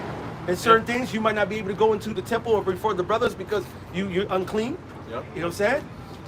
Yeah, basically, that don't take one day, man. That builds up. You really having to sacrifice. That creates a line of things you got to sacrifice after you do something like that, man. Not just a hot meal. You know, you got to put a lot of things on the side to get back clean and all that. You know, it's a lot of emotional stress. Yeah. Like you hear about these like paramedics and you know you got the paramedics. You got these cops. A lot of them are emotionally damaged, man, from the shit that they see, man. That's right. That they got to deal with on a day-to-day basis. So imagine, you see the mutilation of one of your kinsmen, man, and you're digging up this burial site, ground or whatever, right? And you see the whippings, the cutting of the flesh and all that stuff. That shit, that starts fucking with you, man. Niggas wasn't just getting blasted on back then. Motherfuckers getting legs cut off, whole Burned stomach alive, cut out, all type of shit. Yes. And speaking of what you just to land back on, my sister's sister, that's wicked as fuck. But my sister's sister, she's a popo for the city, and she says it all the time. They can't keep no popos here. There was a report a couple months ago or earlier this year, Lord licking them light up, Lori licking them. Larry. Uncle Larry. Uncle Larry. She over there in California trying to recruit popos to come over here, trying to recruit people to come to Chicago to become an officer. Because they desperate, bro. They don't have it. First of all, they don't have enough non-criminals already to come. All right, they got enough able-bodied men between that age bracket, and a lot of motherfuckers who they don't want to come on these streets, bro. That's right. It's grimy. They killing popos now. They don't get no fuck. And then the popos, the system is handcuffing the popo, saying, "Hey, you can't chase no motherfuckers. Hey, you can't do this tonight." Now it's like motherfuckers like, fuck the police. Hey, on January 1st, if they kill one of y'all, we just gonna let them right out. We ain't gonna take them to jail. If it's second degree murder. Now, if it's first degree, you'll keep it. But if it's not, we'll arrest you, then let you go. You know, we'll put you on bond and we'll see you later. Somebody else. Exactly. This shit is madness. Kidnapping and everything else. But if you as a cop do anything, you gotta go to jail. Y'all ain't killing fast enough out here, so we gotta let some of these prisoners out. Know what to do. Is that right? Well, that's Esau stirring up the pot, and plus, they ain't gonna even need much help stirring, because once they crash this dollar, which I'm hoping this October, they do a lot of crashes in October, and this month they said this month in the Dow and how it's fallen has not done anything at least several years since COVID. All right, and so guess what's going to happen after that? It's not going to get better. That's right. It's not going to get better. It's not going to get better. All right. And there was this one dude that, real quick, there was this one dude that at my job, he paid with the Apple Pay with the little tap. He comes back to return the item he bought. He comes in with a card. And I'm like, that's not going to work. You know what I'm saying? Because it's got to go back in the same way it came through. And he's like, yeah, but that don't work for Apple Pay. I'm like, just do it. Just do it. He put the phone back on, it went back through. He's all amazed, like, how did that happen? How did that happen? I said, because it's all electronic money. Cash is gone. They can do whatever they want with this now. This is how they gonna manipulate the people to take that, you know what I'm saying, that CHIP, man. That C-hip. Yeah. That C-hip to the made. You niggas gonna be on iOS 57, man, through. Right. But when you look at the word digital, right, it means to be integrated into the computer system by zeros and ones, man. All right. Now we already know that you know this system, all right, is the image of the beast, man. So you know, for all you scoffers out there, man, if you want to look at it in a carnal sense, man, it makes sense that this man's mark, all right, is the C-hip, man. That's right. Because that is going to digitalize you into his system, man. That's right. That's why they talking about all this transhumanism, man, and infusing the human being, all right, into the AI, man. That's right. All right. This is devil's last straw, man. All right. That's why the scripture said that he's going to come down with great wrath, man. Right. A lot of you Israelites, man, you so-called Negroes, Latinos, Hispanics, and Native Americans, all right, you still got that large fish hook on your cheek, man. Right. All right, and that. I just want to land back on you. The word digital goes into mid-15th century, pertaining to numbers below 10, 1650s, pertaining to fingers, to digitous finger or toe. All right, that digital currency is going to be is why it's got digit comes to your hand, because that CBDC, central bank digital currency, they're going to put the what in your what? You're going to put that into your hand, that C-hip into your hand. Landable device, you know? And that's what's coming, man. All these things that are happening aren't designed by, you know, a mistake, man. Nothing here is, for lack of words, organic, man. Okay, let's get Revelation 13 and 16, man. You know, get that word out, cause it. Oh man. You know, all this stuff is man-made. Okay, Gotcha, right. it's constructed, it's formed, fashioned by a man. All right, like I said, all this stuff isn't organically done. Okay. Revelation chapter 13 and verse 16. And he causeth all, both small and great, rich and poor, free and bond, to receive a mark in their right hand or in their foreheads. And we'll go to the word now for causeth. Yep.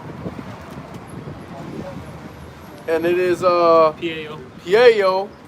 That's G4159.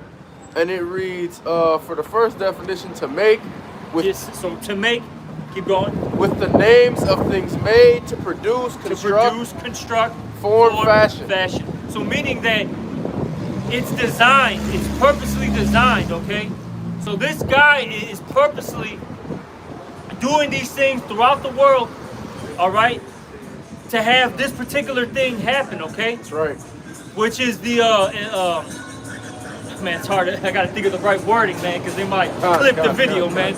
But basically, all these roads, okay, all these events, they're all leading down to this event where people are gonna get they're gonna have that implantable device in them, man. I'm gonna put it like that. Right. All right. They're gonna have AI, you know, implanted into them, man. Basically, That's right. Okay? You know? That's And it's right. coming, man. It's coming quick. And we know it's that CHIP, man, because, hey, that holds what? Your ID, it has your everything. ID, your medical records, and it has all. It's ultimately used for what? Transactions, man. That's right. Okay? Because get the next verse. You didn't read the next verse, but it said it causes all, both small and great, meaning your age, all right, rich and poor, doesn't matter your economic status.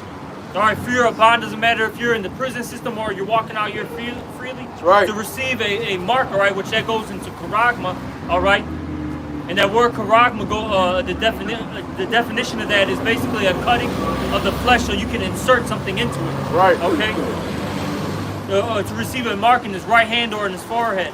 Keep going. Verse 17, and that no man might buy or sell save he that had the mark. Yeah, that word save goes accept. That's what that word means. Save means accept. All right. Except he that have the mark. So you can't buy or sell unless you have that, man. That's right. All right. And this, and we're seeing the destruction of using physical money. All That's right? right. We're seeing it right before our eyes, man. Hey, like how your dad was saying, man.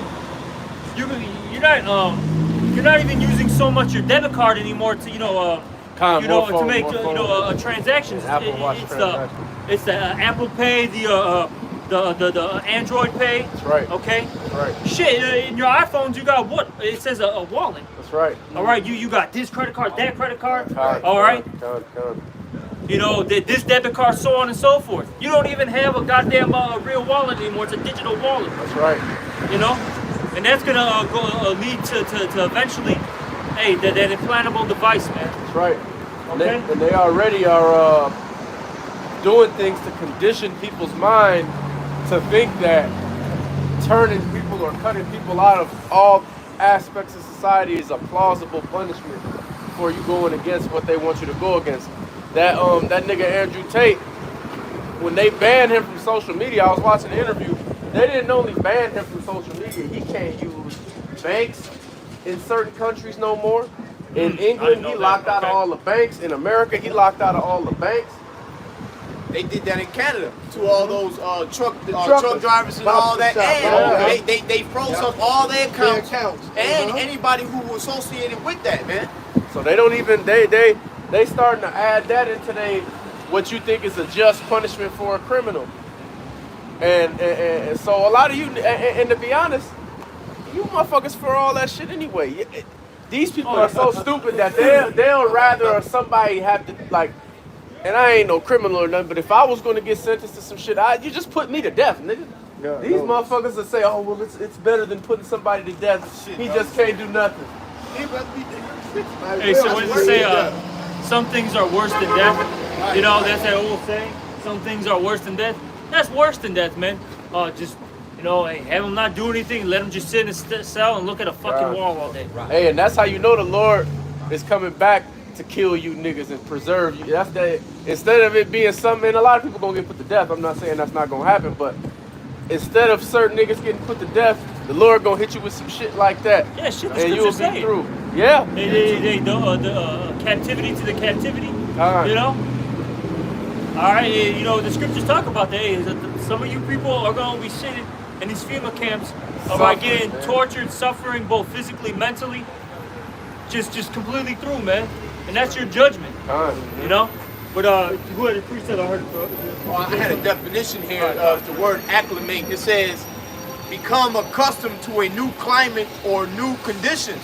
Yeah, and that's what they're doing to you people right now. They're getting you adjusted, all right, to their new system, which is all digital, man. That's right.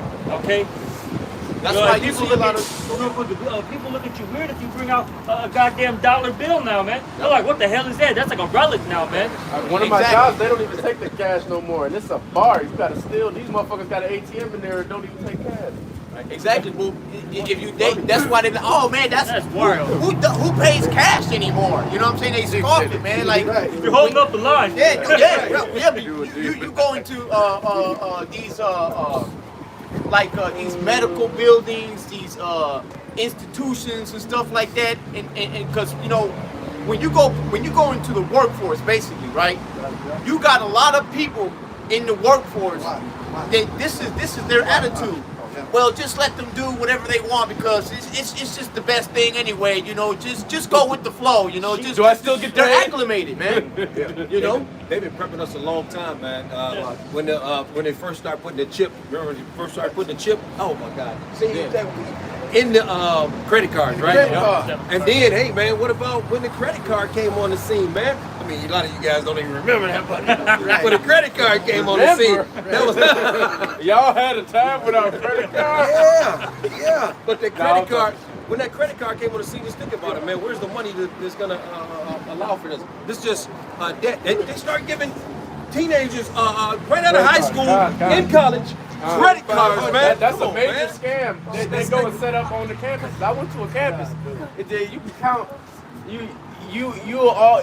If you got a nickel every time you seen one of them niggas trying to give you a credit card, man, you'll be rich. Right. Basically, Every day, just like how we out here every Saturday, rain, sleet, or snow.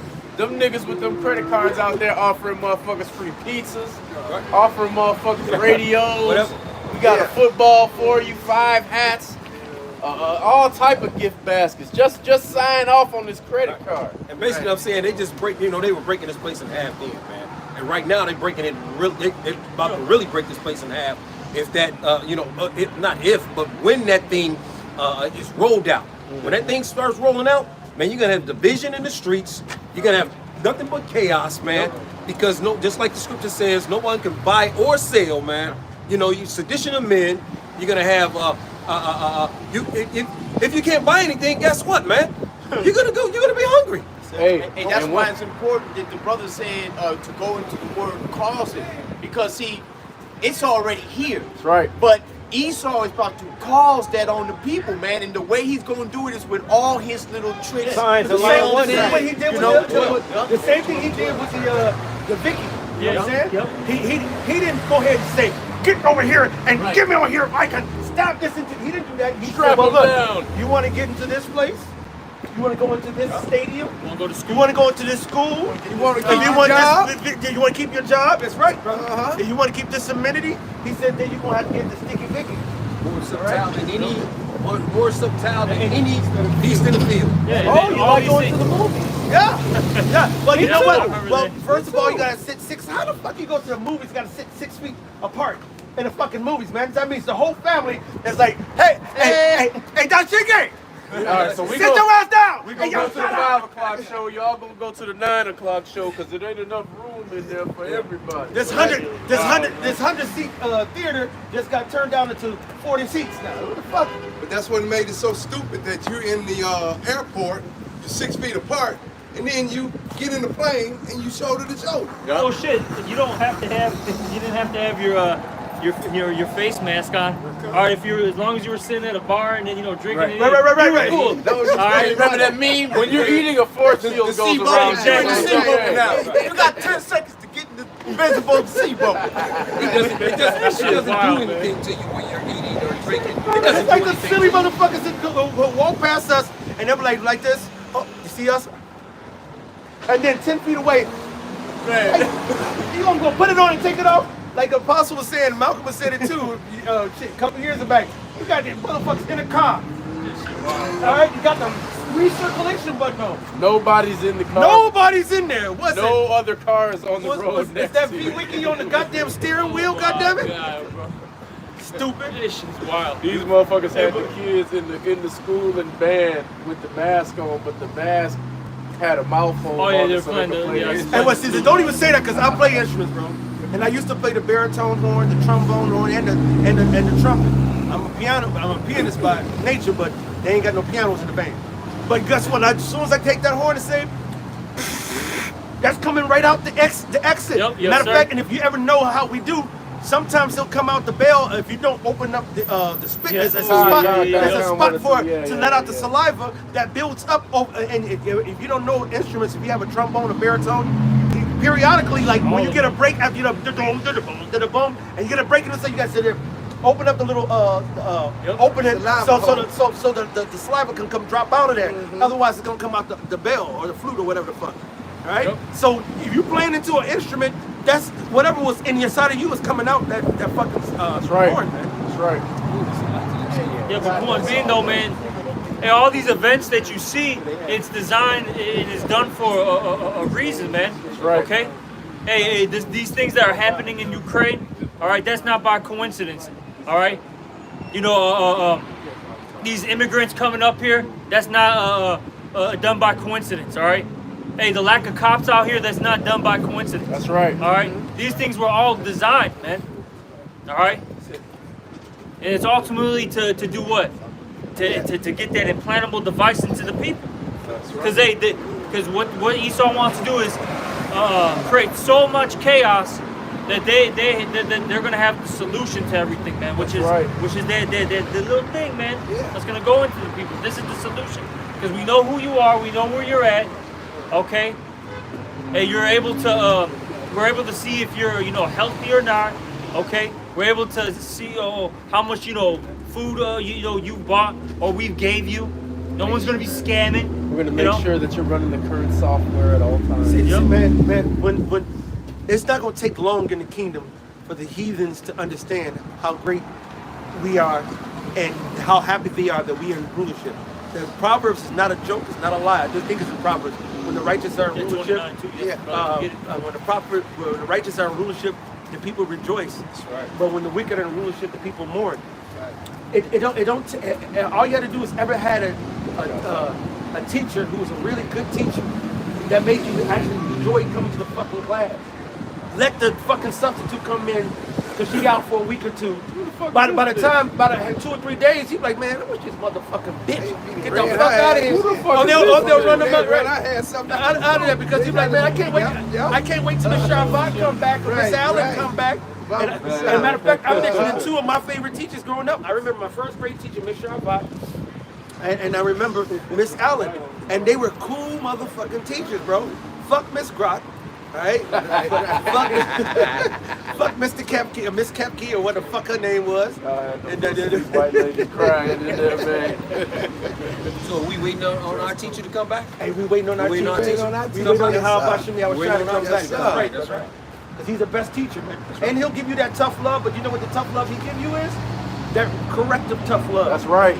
It's that tough love that builds you up, like I was speaking on earlier.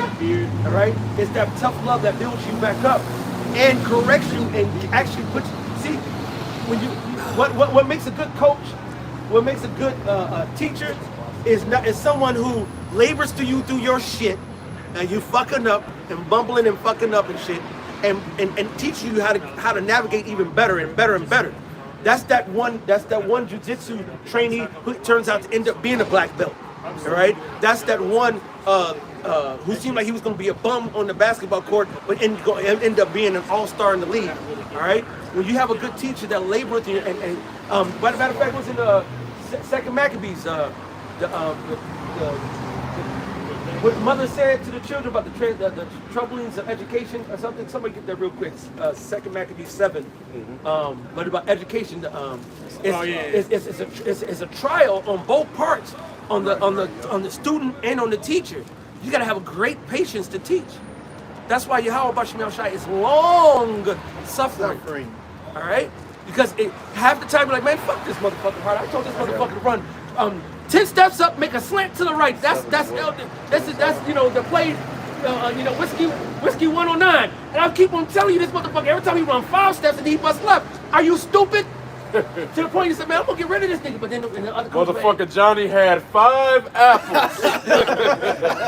I gave him 3 apples. Stop saying it again. How many apples do you have? 2. God, motherfucker. God damn. Put that. Go ahead. Who got it? Second Maccabees 7. 7. It's where the mom. He got it. He got it right here. Oh, you got it? This Second Maccabees 7 and verse 26, it says, and when he had exhorted her with many words, she promised him that she would counsel her son. But she, bowing herself toward him, laughing, the cruel tyrant to scorn, spake in her country language. Which is why we gotta always go into the Hebrew.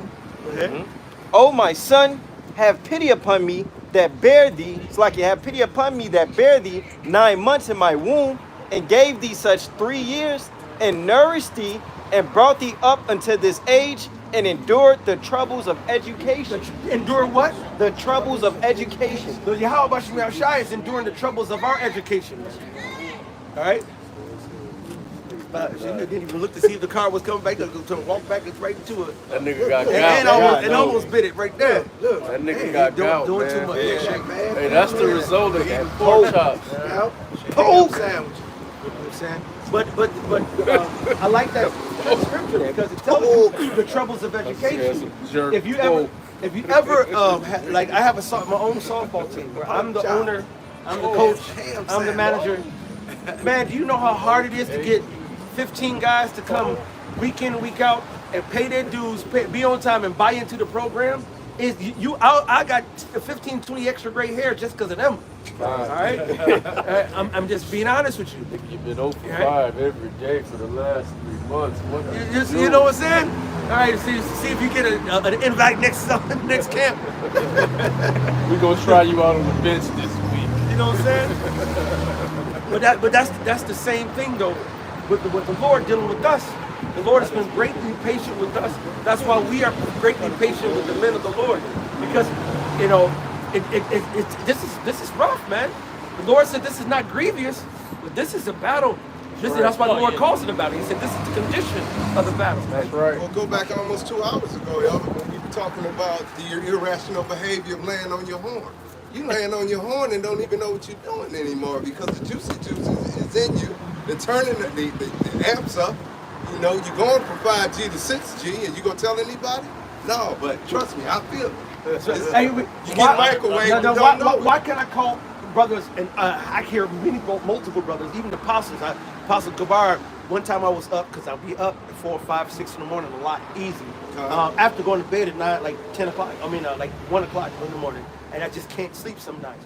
And I'm up, and I see bing, I said, oh, Apostle, oh, he on this area? And I pop in, and he said, yeah, Shalom Akim, you're doing a lesson, and he just mentioned in passing, so yeah, I couldn't sleep, so, but Spirit jumped on me to do a lesson. I'm like, man, he can't sleep either. All right, but I hear other brothers, and I'm hearing them the same thing. Ask the Rala. The brother will be like, he'll call me butt cracking my mind, and I'll be mad because I finally got to sleep. And then he call it. Like, I don't even get mad. I was like, okay, it's cool. But a lot of brothers can't sleep. But then I hear the women in the world, you know what I'm saying they can't sleep. That's this 5G, and that's this fucking food. It's the lights, right? Because you know, since I moved to the burbs, I've been sleeping a lot better.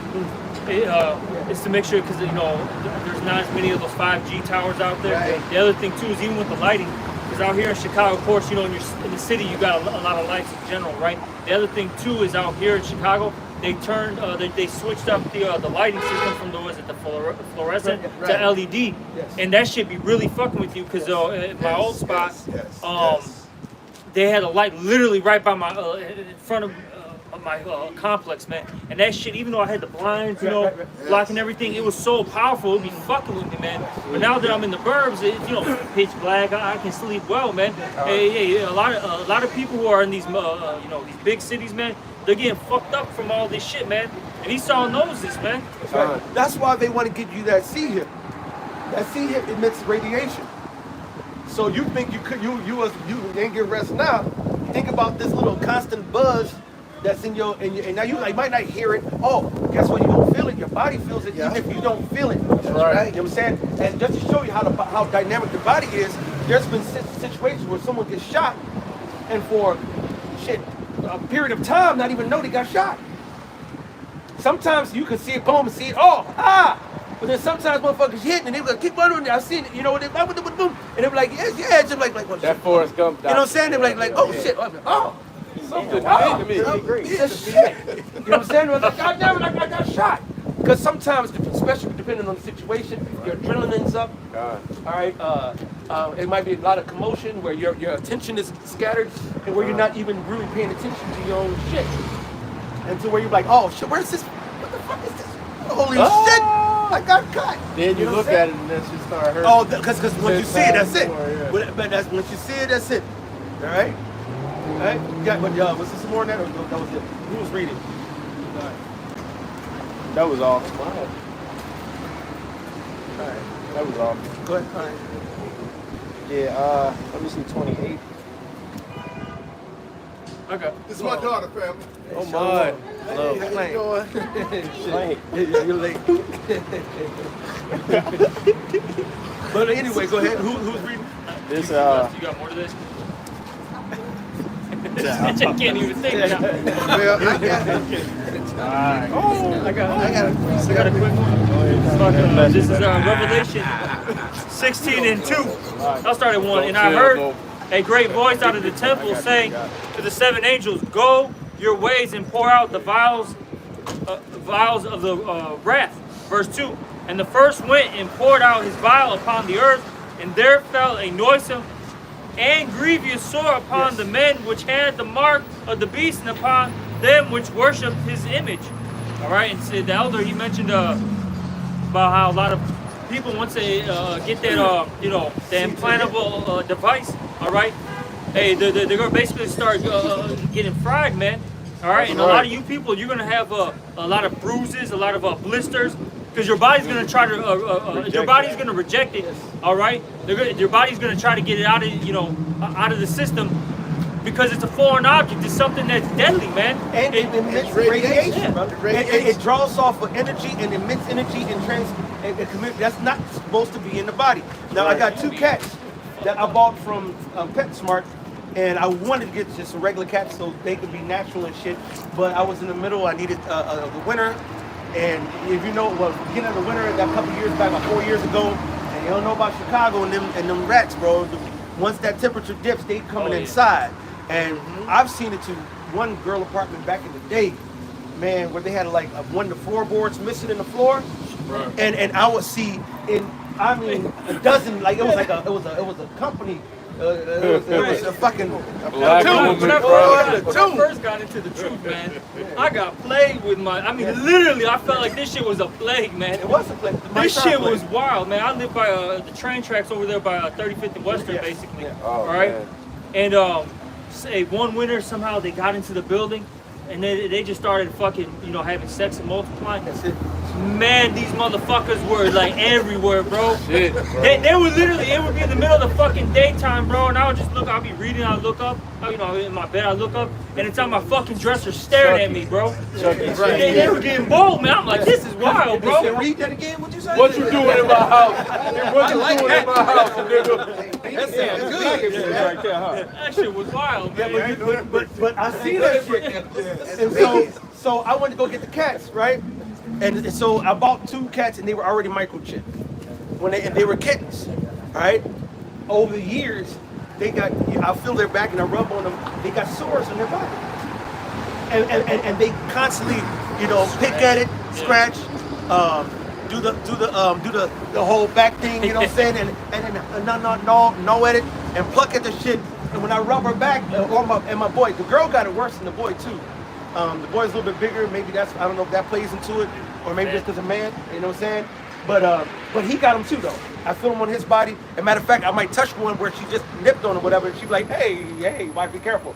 You know what I'm saying? And that let me know that when the Lord says they're going to develop, did you read it right? Yeah. That they're going to get sores. Yeah. That's no joke. Grievous and sores. It's not going to take no long time, bro. It's that grievous sores. Yeah, too. grievous sores. Is that you want to scratch and there's a scratch to come over, just like Job. He had them boils where he had to scrape them, and then you don't want no condition like that, man. At all. They showed you that in that movie Implant. I don't know if you brother saw it. Said it was implantable. I thought it was implant. Implant. They watched a movie that I watched Imprint, and I'm like, I don't know why he. I think I watched the wrong one. I'm about to double check with it. Because I'm serious, I watched Imprint, I'm like, I'm getting bored of this shit. So when they go put the chip in these niggas? So part that at? I'm mad now. I'm mad now because you got to take the water, bro. Because I've been laboring trying to finish that video, and I keep falling asleep on it, motherfucker. This shit. I ain't gonna say nothing because it was in order. Right. And I tried to watch it with one of my little lady friends and shit. And it feels like I don't know how much I can get. I don't know how much I can do. I'm like, no, it's about to get good. It's about to get good.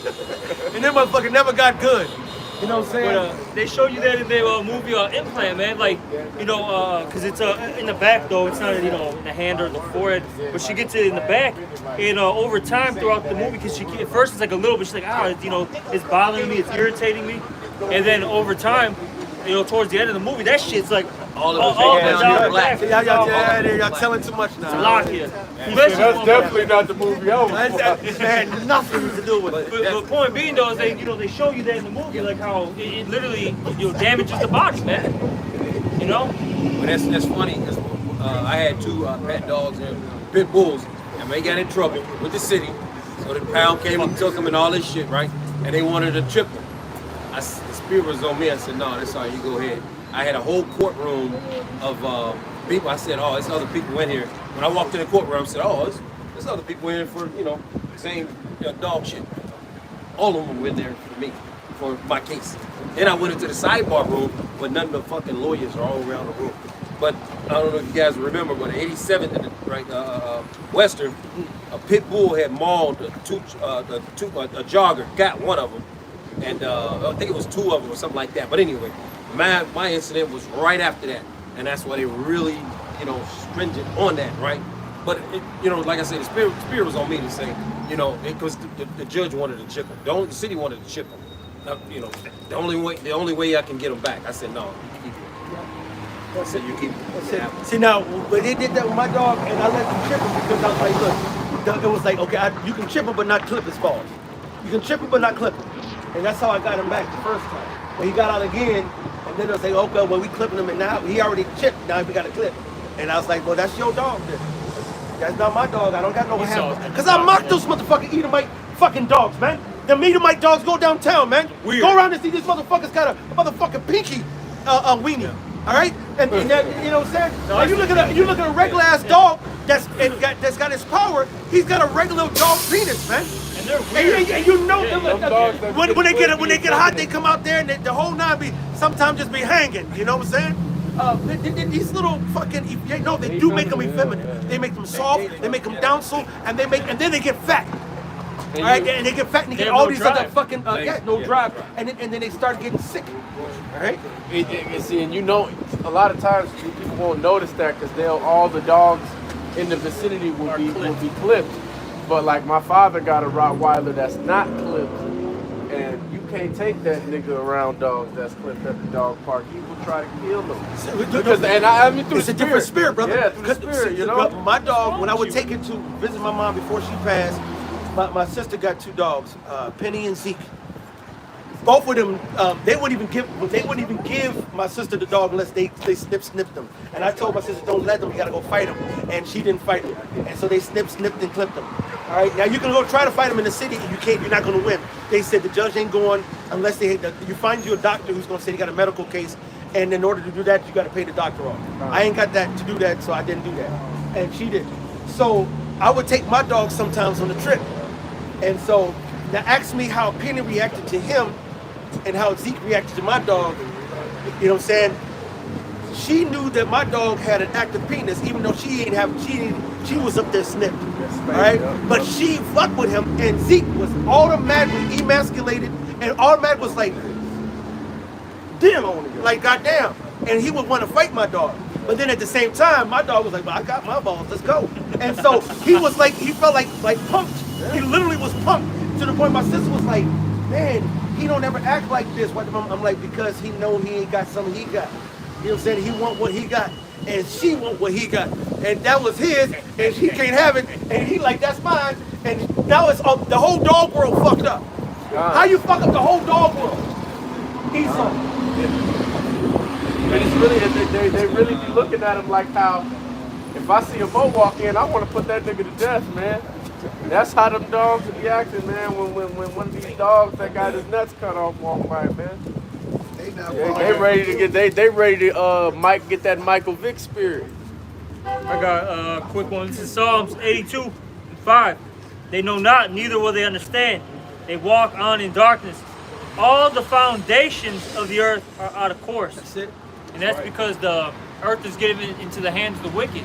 All right, and with that being said, everything's all messed up, in this society.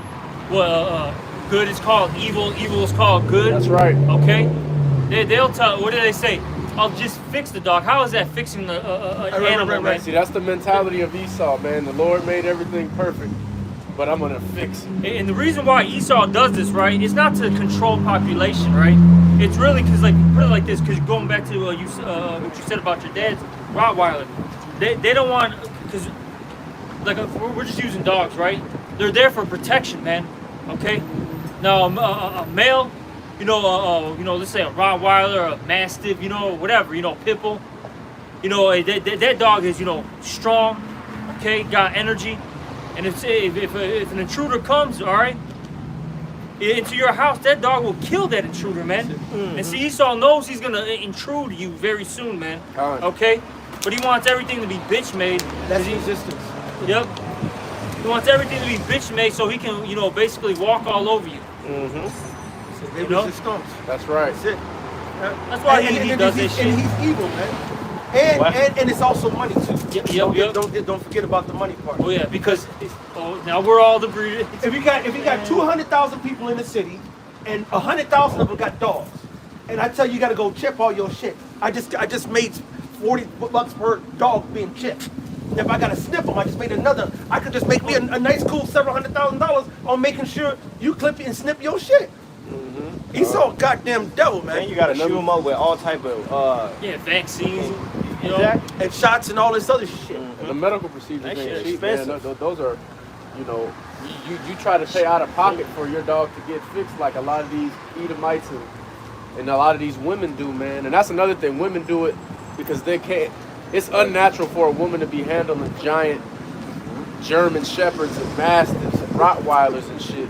So these bitches cut the dog's nuts off so that they can easily be handled. When you see a bitch walking around with a big ass war dog, 9 times out of 10 that dog's nuts are clipped off so that the woman can actually regulate the dog. Because that's like that a woman having a big dog like that is like trying to own a lion. Yes. This fucking lion will kill you. It don't matter how much you love this lion, it's a lion. And it's the same thing with the dog. And then dogs, they'll smell a chick on the rag and that shit'll put them in a fervent spirit to kill that bitch. And the time that we're living in, where we're progressing into, when they shut these food stores down, these the C-hip is in full swing, and so forth. A lot of these people, they're gonna not be able to take care of their dogs, or they're gonna get killed because they got the motherfucker got ran in through. So you got these dogs that's in the back, loose as fuck. They gonna get out. They gonna start forming packs, man. That's why Ezekiel, I think it's the 14th chapter, talks about those 4 sword judgments, and one of them is the beast, dogs to tear. Okay, that they're gonna start. And see now, the animal kingdom is in way more order than the so-called humans. Okay. Once those dogs they're gonna see each other. They're gonna have a little rah, rah, rah, rah, rah. Oh, okay, that's the man. All right, you the guy. Okay, what we doing, boss? And it's not gonna take long. A pack of 30 dogs. Man. You walk down. Imagine walking down the street seriously, and you see a pack of 30 dogs. You got a Rottweiler here, a pit bull here. A man. You know what I'm saying? I've seen it before. Anybody that's been to like a no. If you've been to like a Mexico or a Puerto Rico or Jamaica, places like that, even in Florida and some parts in the South. You don't see that shit, man. These fucking dogs will be 30 or 40 deep. And motherfuckers are getting mauled by dogs right now, man. That shit happens in a lot of places. Places like in these tropical, where it's hot outside areas, where they don't necessarily give a fuck about rounding up all these dogs because it ain't a big city. You know what I'm saying? Waiting outside, you take your garbage out, 50 niggas pop up. What's up, bro? and them dogs, you thought Fido was, all, hey, you ready? No, that motherfucker, and I'm telling you, the dogs, a dog bite is one of the most vicious bites, bro. Oh, yeah. I know about it. I know about that. I know about that. Oh, yeah. That was within a second, man. That shit, man. That was no joke. My finger was literally just bent to the side, man. Just through. My finger was done, man. Man. The Lord showed mercy. Shikari got bit by a dog. He'll tell you. Oh, yeah, I remember. I got bit by a dog when I was a young man at church, going into the candy store, because they had a candy store at church, and the dog was on the landing, and I didn't see his tail. I went boom, boom, boom, boom. I was like, oh shit, got me real quick. You know what I'm saying? You don't want to mess with them damn dogs. Them dogs. And for real, if you learn jujitsu, you'll learn how to fucking take down a dog. You can choke them out the same way you can choke out a human. They got karates as well. And when they on the street, they got diseases in their mouth and shit too. So rabies. Just getting bitten, like your fucking limbs will ride off getting bitten by one of these dogs out there, man. Like Patantula just said, if this chick is walking this big ass dog down the street, you would think to get out the way. This big ass dog got his tail between the legs, looking back and forth, like, see, you gonna protect me? Motherfucking dog, 230, man. See, but even then, what's gonna happen is the Lord's gonna return the spirit upon them dogs. Yeah. Okay? Because hunger is a motherfucker. Yeah, it is. Hunger is a motherfucker. So when that dog get hungry, you know what? Have you ever seen a dog hungry? He'll be in alley doing what? His head to the ground like this. Going to look for whatever. Get a pack of the motherfuckers. Get a pack of them. And they see you. It's gonna be like, look, lunch. And they know when you go to make that move, they like, that's fear. And it ain't no running anyway. You can't do that to any animal. Ain't no out running. The rule of, I don't care if it's a bear, a lion, whatever. If you turn your back and start running, you're afraid you will. The instinct of the animal is to kill you. All right. The best thing you need to do is to try to make yourself look tall and be more. Like, look, I'm gonna hurt you because the animal know if they get cut, they might die. Because if they don't, especially how deep the cut goes and where the cut at, they might die. The animals, they have self-preserving instincts too. But if you don't make yourself present yourself too, and you know what you're doing, you're running. It's your ass, Mr. Postman. Yeah, well, if I may, I want to say, you know how we see a person and you can see the fear on him. Yes. You know he's scared, but the animals, they can smell it. Yes. They once they look at, they don't see it like we see it, but they smell the fear.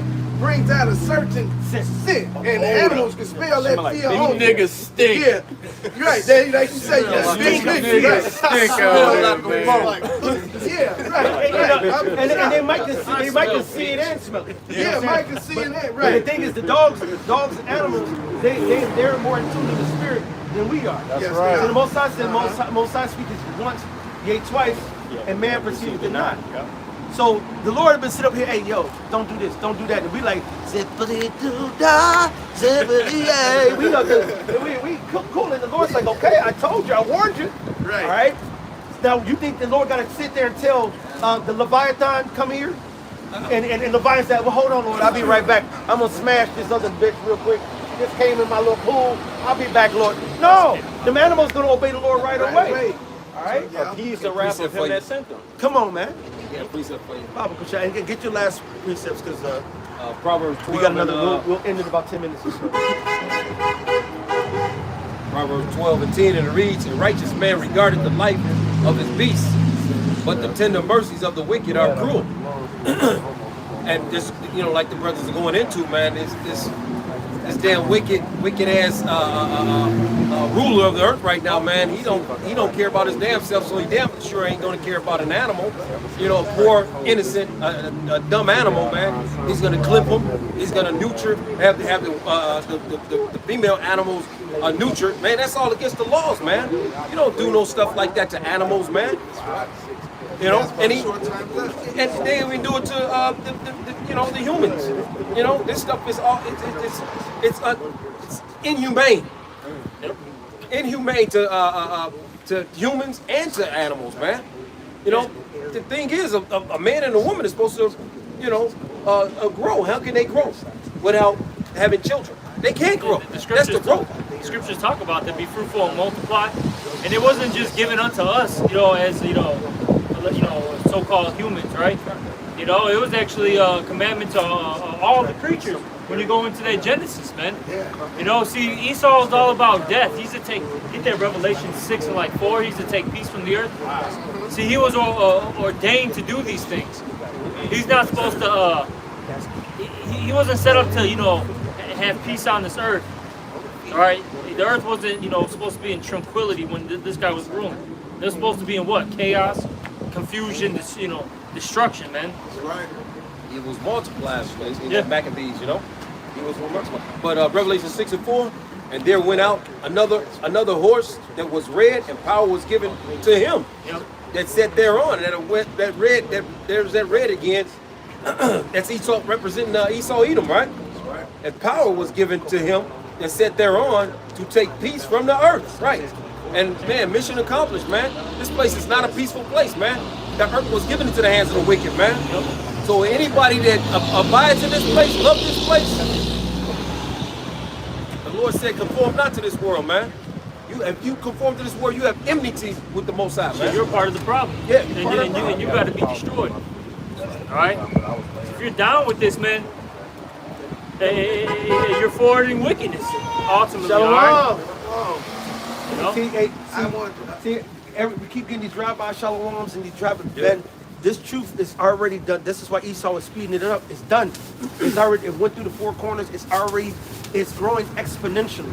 If you don't know what exponential growth is, if exponential growth is, you have this one person.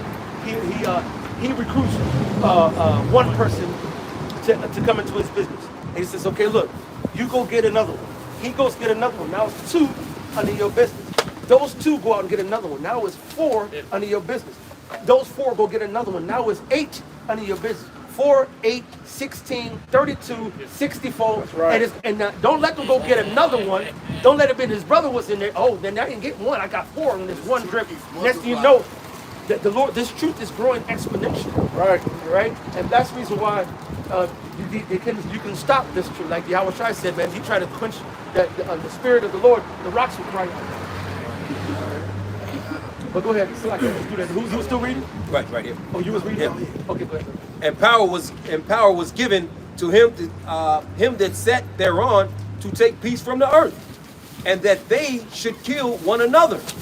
And there was given to him a great sword. That's how we know that's Esau, because he was given that blessing of the sword in Genesis, I think the 27th chapter. Yeah, the 27th chapter. That's right. All right.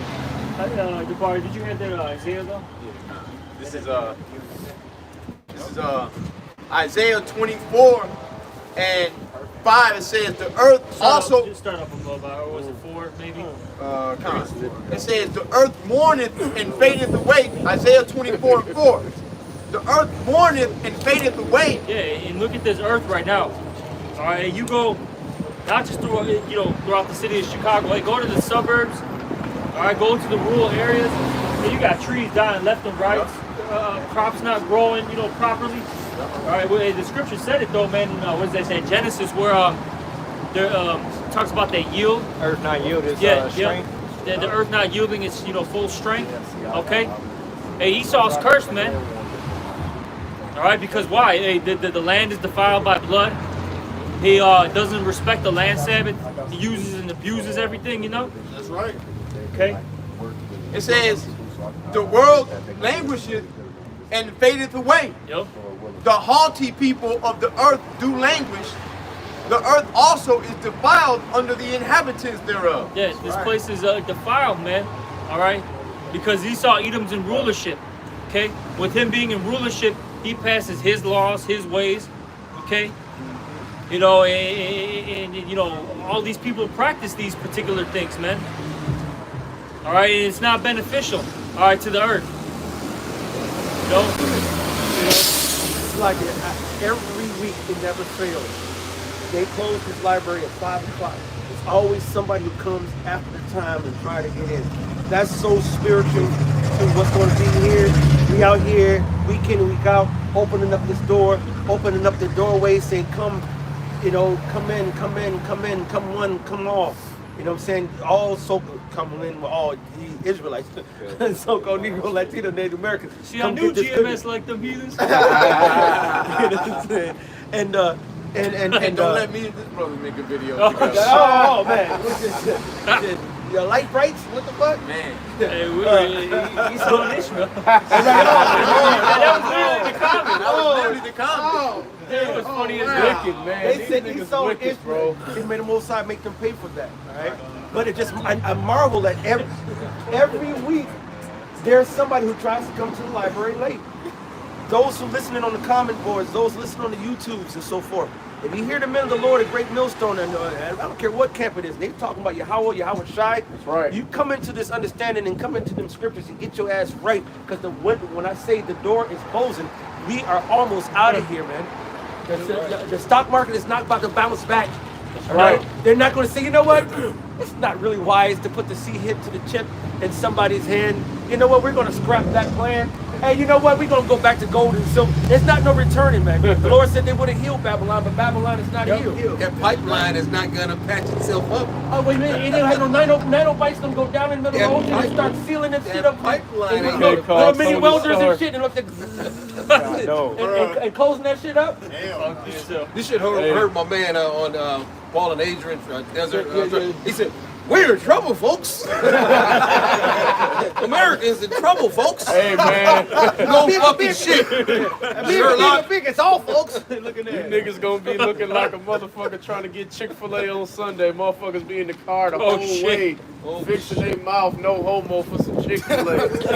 Niggas pull up and the motherfucking lights off, man.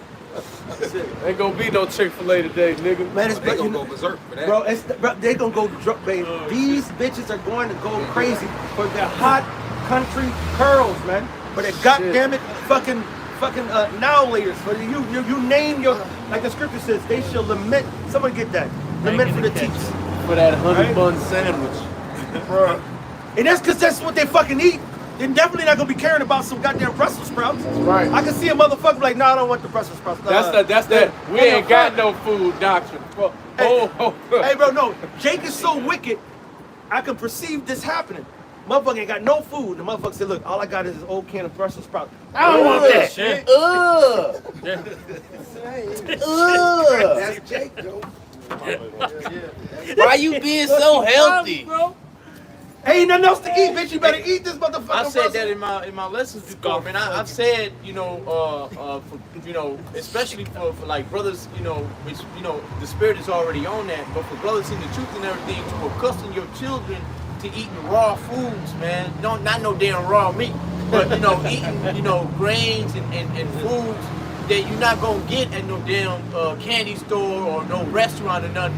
Because I've literally seen people's kids not eat a meal because it ain't no damn chicken nugget or some fries or something. And imagine because I don't know how 100% true it is, but I've heard that you could be dying of hunger, and if the food don't settle right in you, you won't eat it. You'll actually die of hunger because you won't eat that food. So imagine you having something to eat for your child, and your child won't eat it, and your child dies of hunger, man. That's happening to like my brother's son, right? He doesn't really eat, man, and all he wants is some fucking. He always wants popsicles, cookies, all that shit. And they always give it to him. That shit is a demon, bro. Nice. And what's crazy is right. What I was talking about with my woman and shit, and we're like, man, this kid is so damn skinny and all that. And it kind of clicked with us. He's malnourished.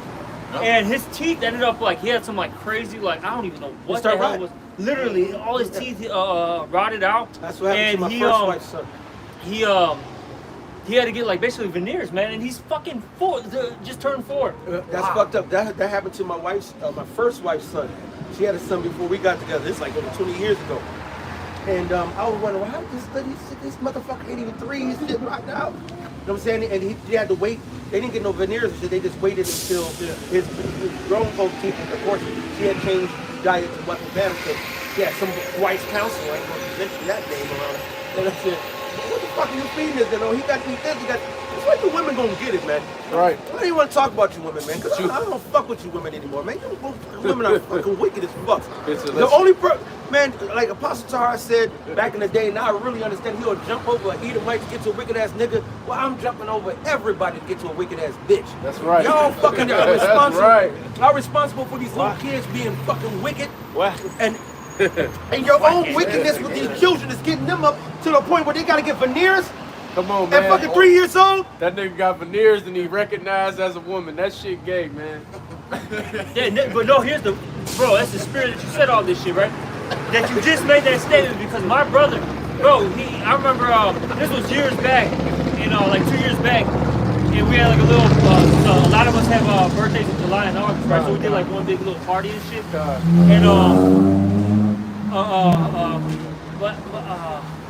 My brother was playing with my daughter and stuff, right? And she was like, "No, give me back my toy. That's for girls." And he was like, oh no, it's for everybody. And then I told him, I was like, oh no, I told him, I was like, no, we're teaching them, the gender, roles, like, this is for girls, this is for boys.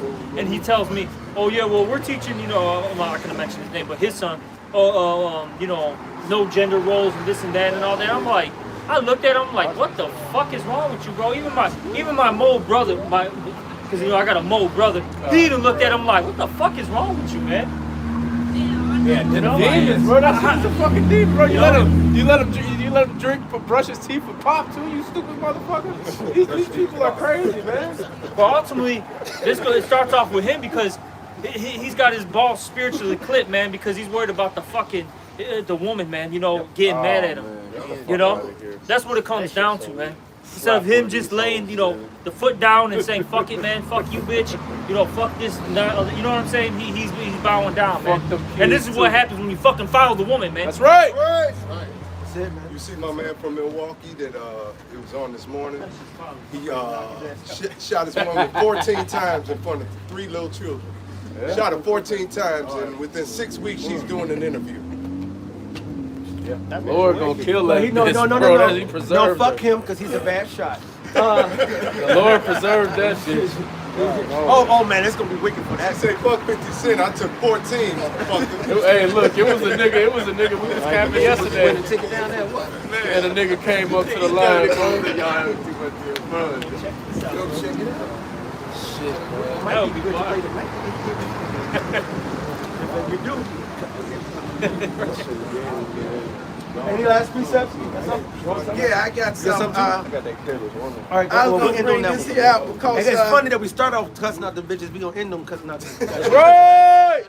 But I was talking to Elder Malcolm, man, and he was like, man, this bitch has been a problem since the beginning. I said, yeah, with Eve. He's like, yeah.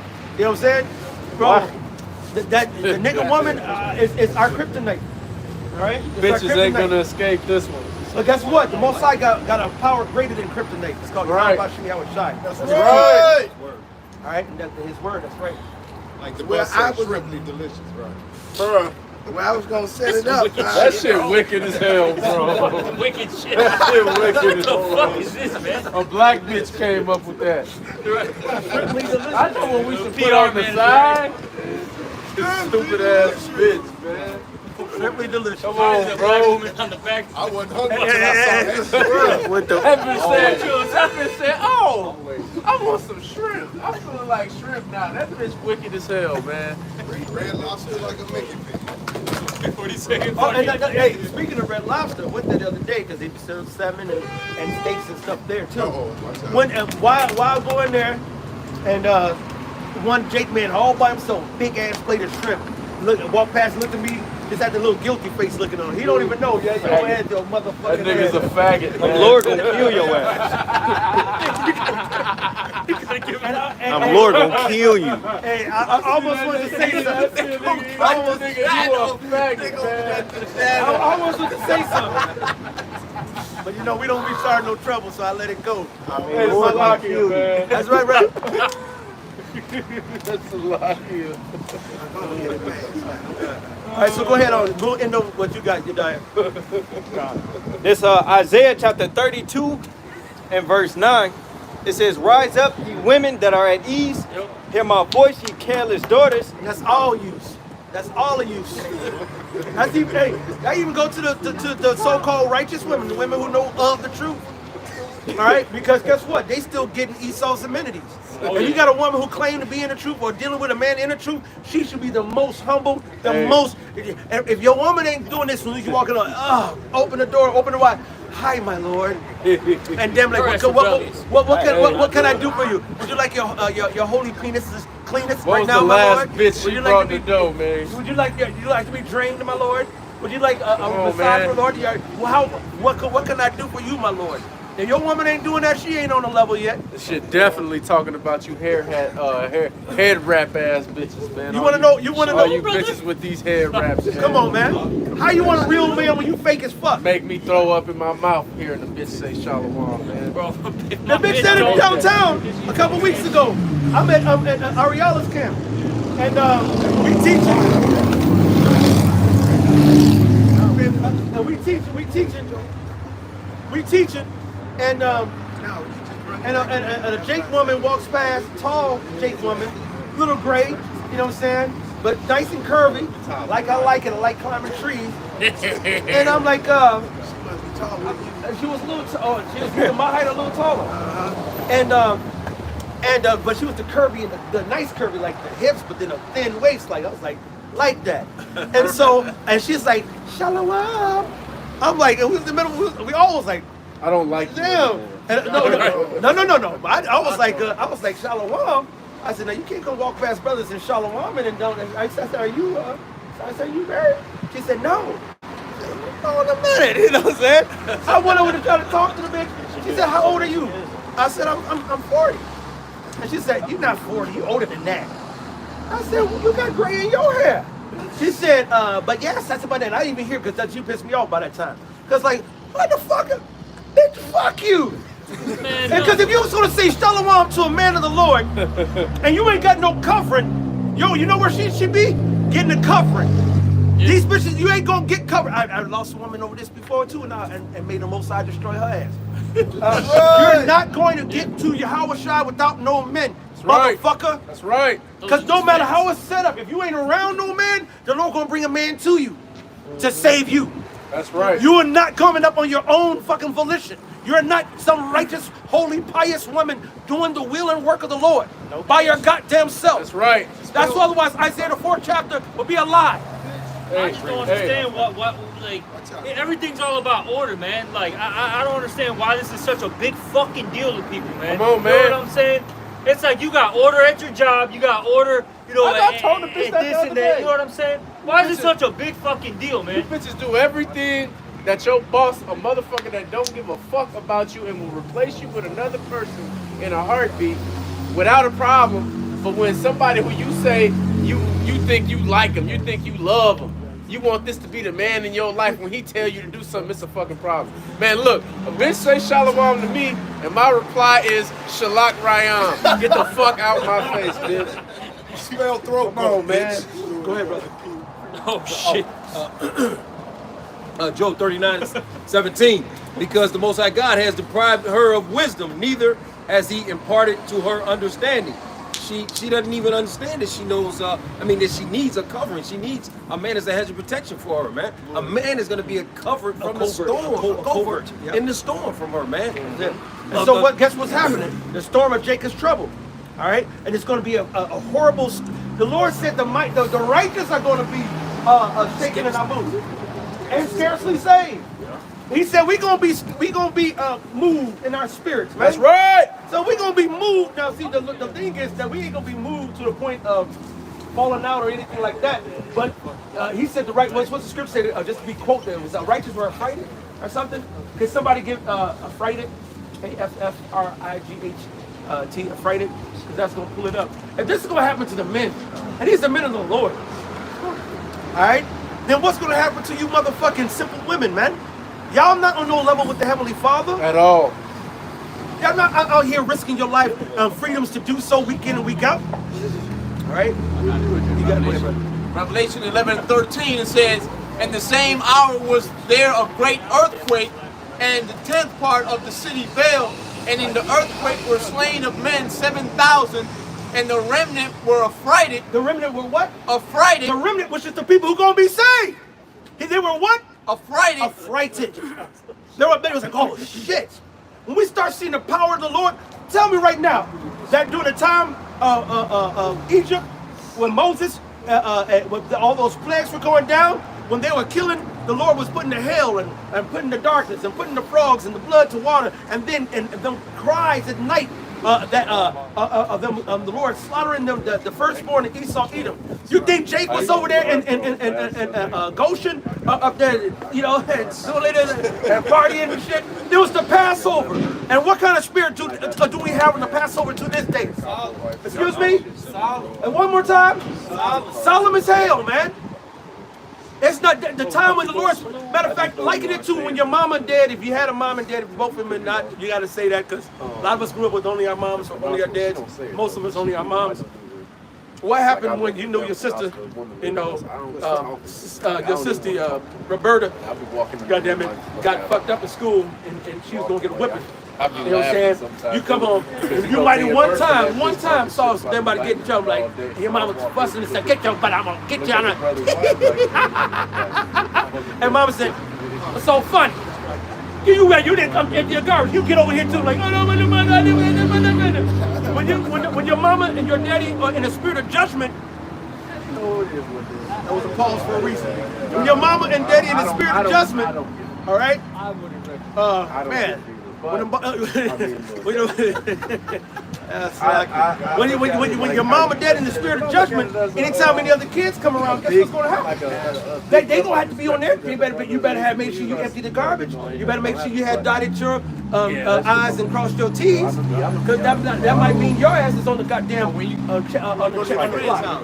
And he getting checked, you know what I'm saying, by his mom and dad. You're like, man, bro, you know what I'm saying? Want me to leave, bro? Cause shit, mom snapping on you, man. I don't want them snapping on me too. I don't want no smoke. Man,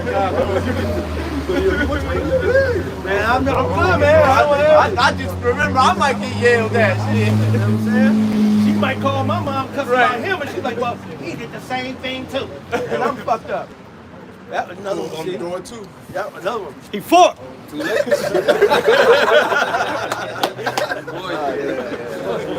Y'all gonna come back and say, yeah, y'all have too much fun. Ain't no more smiling. I don't want to see no teeth. Get the cools out on my car. All right, did you finish that? Nah, I had some more in there, Isaiah 32. Go ahead, and then we're gonna wrap it up. This Isaiah chapter 32 and verse 10. It says, many days and years shall ye be troubled. See, that's a perfect example. Many days and years she gonna be troubled. Not just one little chocolate drop just walk past. You know what I'm saying? And I'm telling you right now,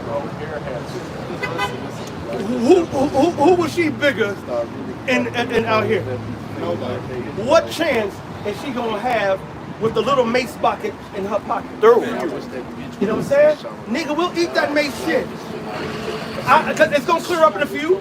All I do is hold you down and subdue you until that shit clear up. Especially a man that's raised, man. Yes. That's driven by his lust. Testosterone, By his passion. You know? No matter what the passion, his passion may be to fuck her. His passion may be to kill her. His passion may be to eat her. You know what I'm saying? It don't matter, because in that day, he might do all the above. I've been thinking something. She got 6 children, there's 10 niggas outside. Right. Exactly. And guess what?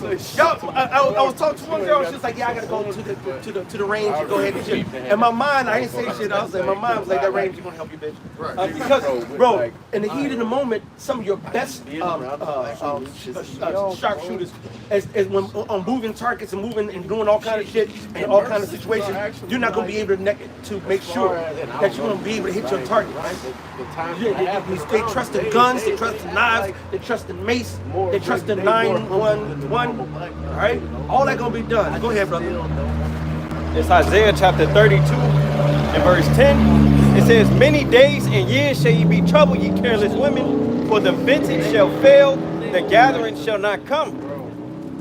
It says, verse 11, tremble ye women that are at ease, be troubled, ye careless ones, strip you and make you bare, gird sackcloth upon your loins. They shall lament for the teats, for the pleasant fields, for the fruitful vine. So they're gonna lament for what? Their pizza puffs. I don't even like. They just opened up the joys back. Now the joys over here that was before only had chicken and like maybe some sandwiches here and there, but mostly chicken. Now these motherfuckers got lobster. These motherfuckers got shrimp, catfish, the whole line over there. It's like, what the fuck is this? How about that? You got lamb chops though. I might have to go get that lamb chop. Outside, I'm like, what the fuck is this shit? This is what the bitches eat. That's why they can put a crab shack in the motherfucking hood. Because these bitches can't go eat that abominable shit. It's a delicacy. And the prices on that 20, 30 bucks for a little piece of fucking a roach, a sea roach. Yeah. I mean, Adam T says, rise up, be careless women at ease. We go on social media and look at what the women of our nation are doing. They having fun.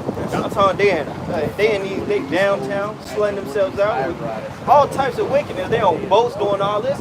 But the scriptures say that she that liveth in pleasure is dead while she liveth, man. The Lord is going to come back and hold everyone accountable for the works that they have done in their bodies. And for the record, brother, they all miserable. And that's Revelation. Someone can get it. Revelation, was it 3? He said, don't you know that you poor? Yeah, someone get that. We'll end on that one. Nobody else has it. Because, see, you can, unless you still want to go back to the careless store, this one is done. That was all. Okay. Because what they don't understand is the Lord set up order from men to women on down.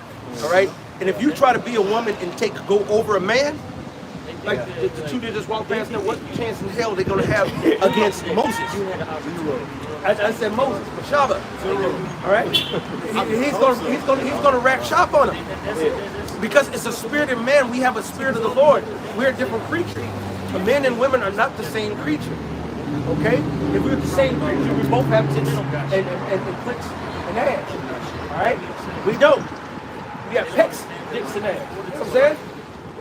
So my son is only like a year and a half apart from my daughter, and he's already bigger, faster, stronger. He eat more. You know what I'm saying? Eat too damn much. They're already rough. They're tough. We're built that way. We're made up that way. Man, eat like 4 bananas, man. All right, was that Revelation? You got Revelation? Yeah, you got it. I know you tried to sneak out. Revelation 3:17 it reads, You're right. because thou said, I am rich and increaseth with goods and have need of nothing, and knoweth not that thou art wretched and miserable and poor and blind and naked. A man, the scripture says a man at his best state is altogether what? Vanity. So, and just because we talk about men being able to dominate a woman, trust me, the Lord said these big mighty men are going to be doing what in these streets and crying, literally crying and sitting on the ground and perplexed. Hands on loins like a travailing woman. And when you see a woman like I see my sister right now, when she's it's going, bro. That's the time we're living in, man. So fuck you wicked ass niggas. Yep. Fuck you wicked ass bitches. Right. Fuck you heathen. Yep. This is a call to the hopeful righteous elect. If you're a hopeful righteous elect, you will not be offended with these words. All right. You will not mock with these words. Right. Right. You will sit there and do. You'll be listening and following and getting yourself in order. Right. What the scripture say? The wise, the righteous. They perceive the evil and hide it themselves. Yeah, man perceive the evil and hide it himself. And that's it. That's the third one. That's the king. That's wisdom right there. The third one went to go try to. The other door didn't open. Why do you think that door will open? See, but no, that's spiritual. And matter of fact, don't make this before. Don't make it mercy. Don't make it mercy. She's trying to go to. It's a little bit too late, so she's gonna get it. Might as well turn around. Reaction was like, damn, Now, you didn't see not one other car driving in the parking lot. Come on. But that's the spirit. The fourth one. That's the fourth person. Try to come on there, and they close. That's indicative of what's happening right now with the spirit. That's why the Lord is making similar to. That's why we watch. We watch how the spirit moves. Right, and ran too late. But that's what they're going to happen. Wait a minute. Did Noah scoffers run up to the ark? That's why the Lord had to seal it. All right, the Lord had to seal that ark because Noah might have had that tender, tender loving care, mercy, and be like, oh, is that Roro? I mean, okay, Lord, forgive me, I won't let Roro. That's Roro was cool. He was the only one who really wasn't scoffing me, even though he scoffed because he didn't come in. But he brought me lunch dinner a couple times. Hey, Roro, come on. It's Proverbs 1:29. It says, for that they hated knowledge and did not choose the fear of the Lord, they would none of my reproofs, like they would none of my counsel. He didn't listen. He didn't believe Shanae saying there's clothes, but he still walked over there with the boys, and all four of them made 8 of them. He just made it 8. That's Noah. That was 8. Just know how to do it. You know what I'm saying? The 8 didn't get on. Confident that they doing the right thing, but hey, that's something that I always like. Yeah. I know I saw him. This Proverbs 1:29, for that they hated knowledge and did not choose the fear of the Lord. They would none of my counsel, they despised all my reproof. Therefore shall they eat of the fruit of their own way and be filled with their own devices. You see, the Lord is calling out to our people. It says, work out your own salvation with fear and trembling. Hey, we, the Israelite men as well as our women, got to come to repentance, right? But hey, the Lord's hand is stretched out now. But hey, Jake, don't regard. Don't think and don't get that stretched out twisted. Yes, there's two sides of being your hand stretched out. I can help your ass out with the stretched out hand. I can smack you down with the stretched out hand. Lord's been jacking. He said, why would Jake be stricken anymore? You were revolting more and more. The more the Most High been whipping our ass, the more we revolt. But guess what? He's still whipping your ass. I was thinking about a particular female in my life and how wicked she been, and asking the Lord to put judgments, you know.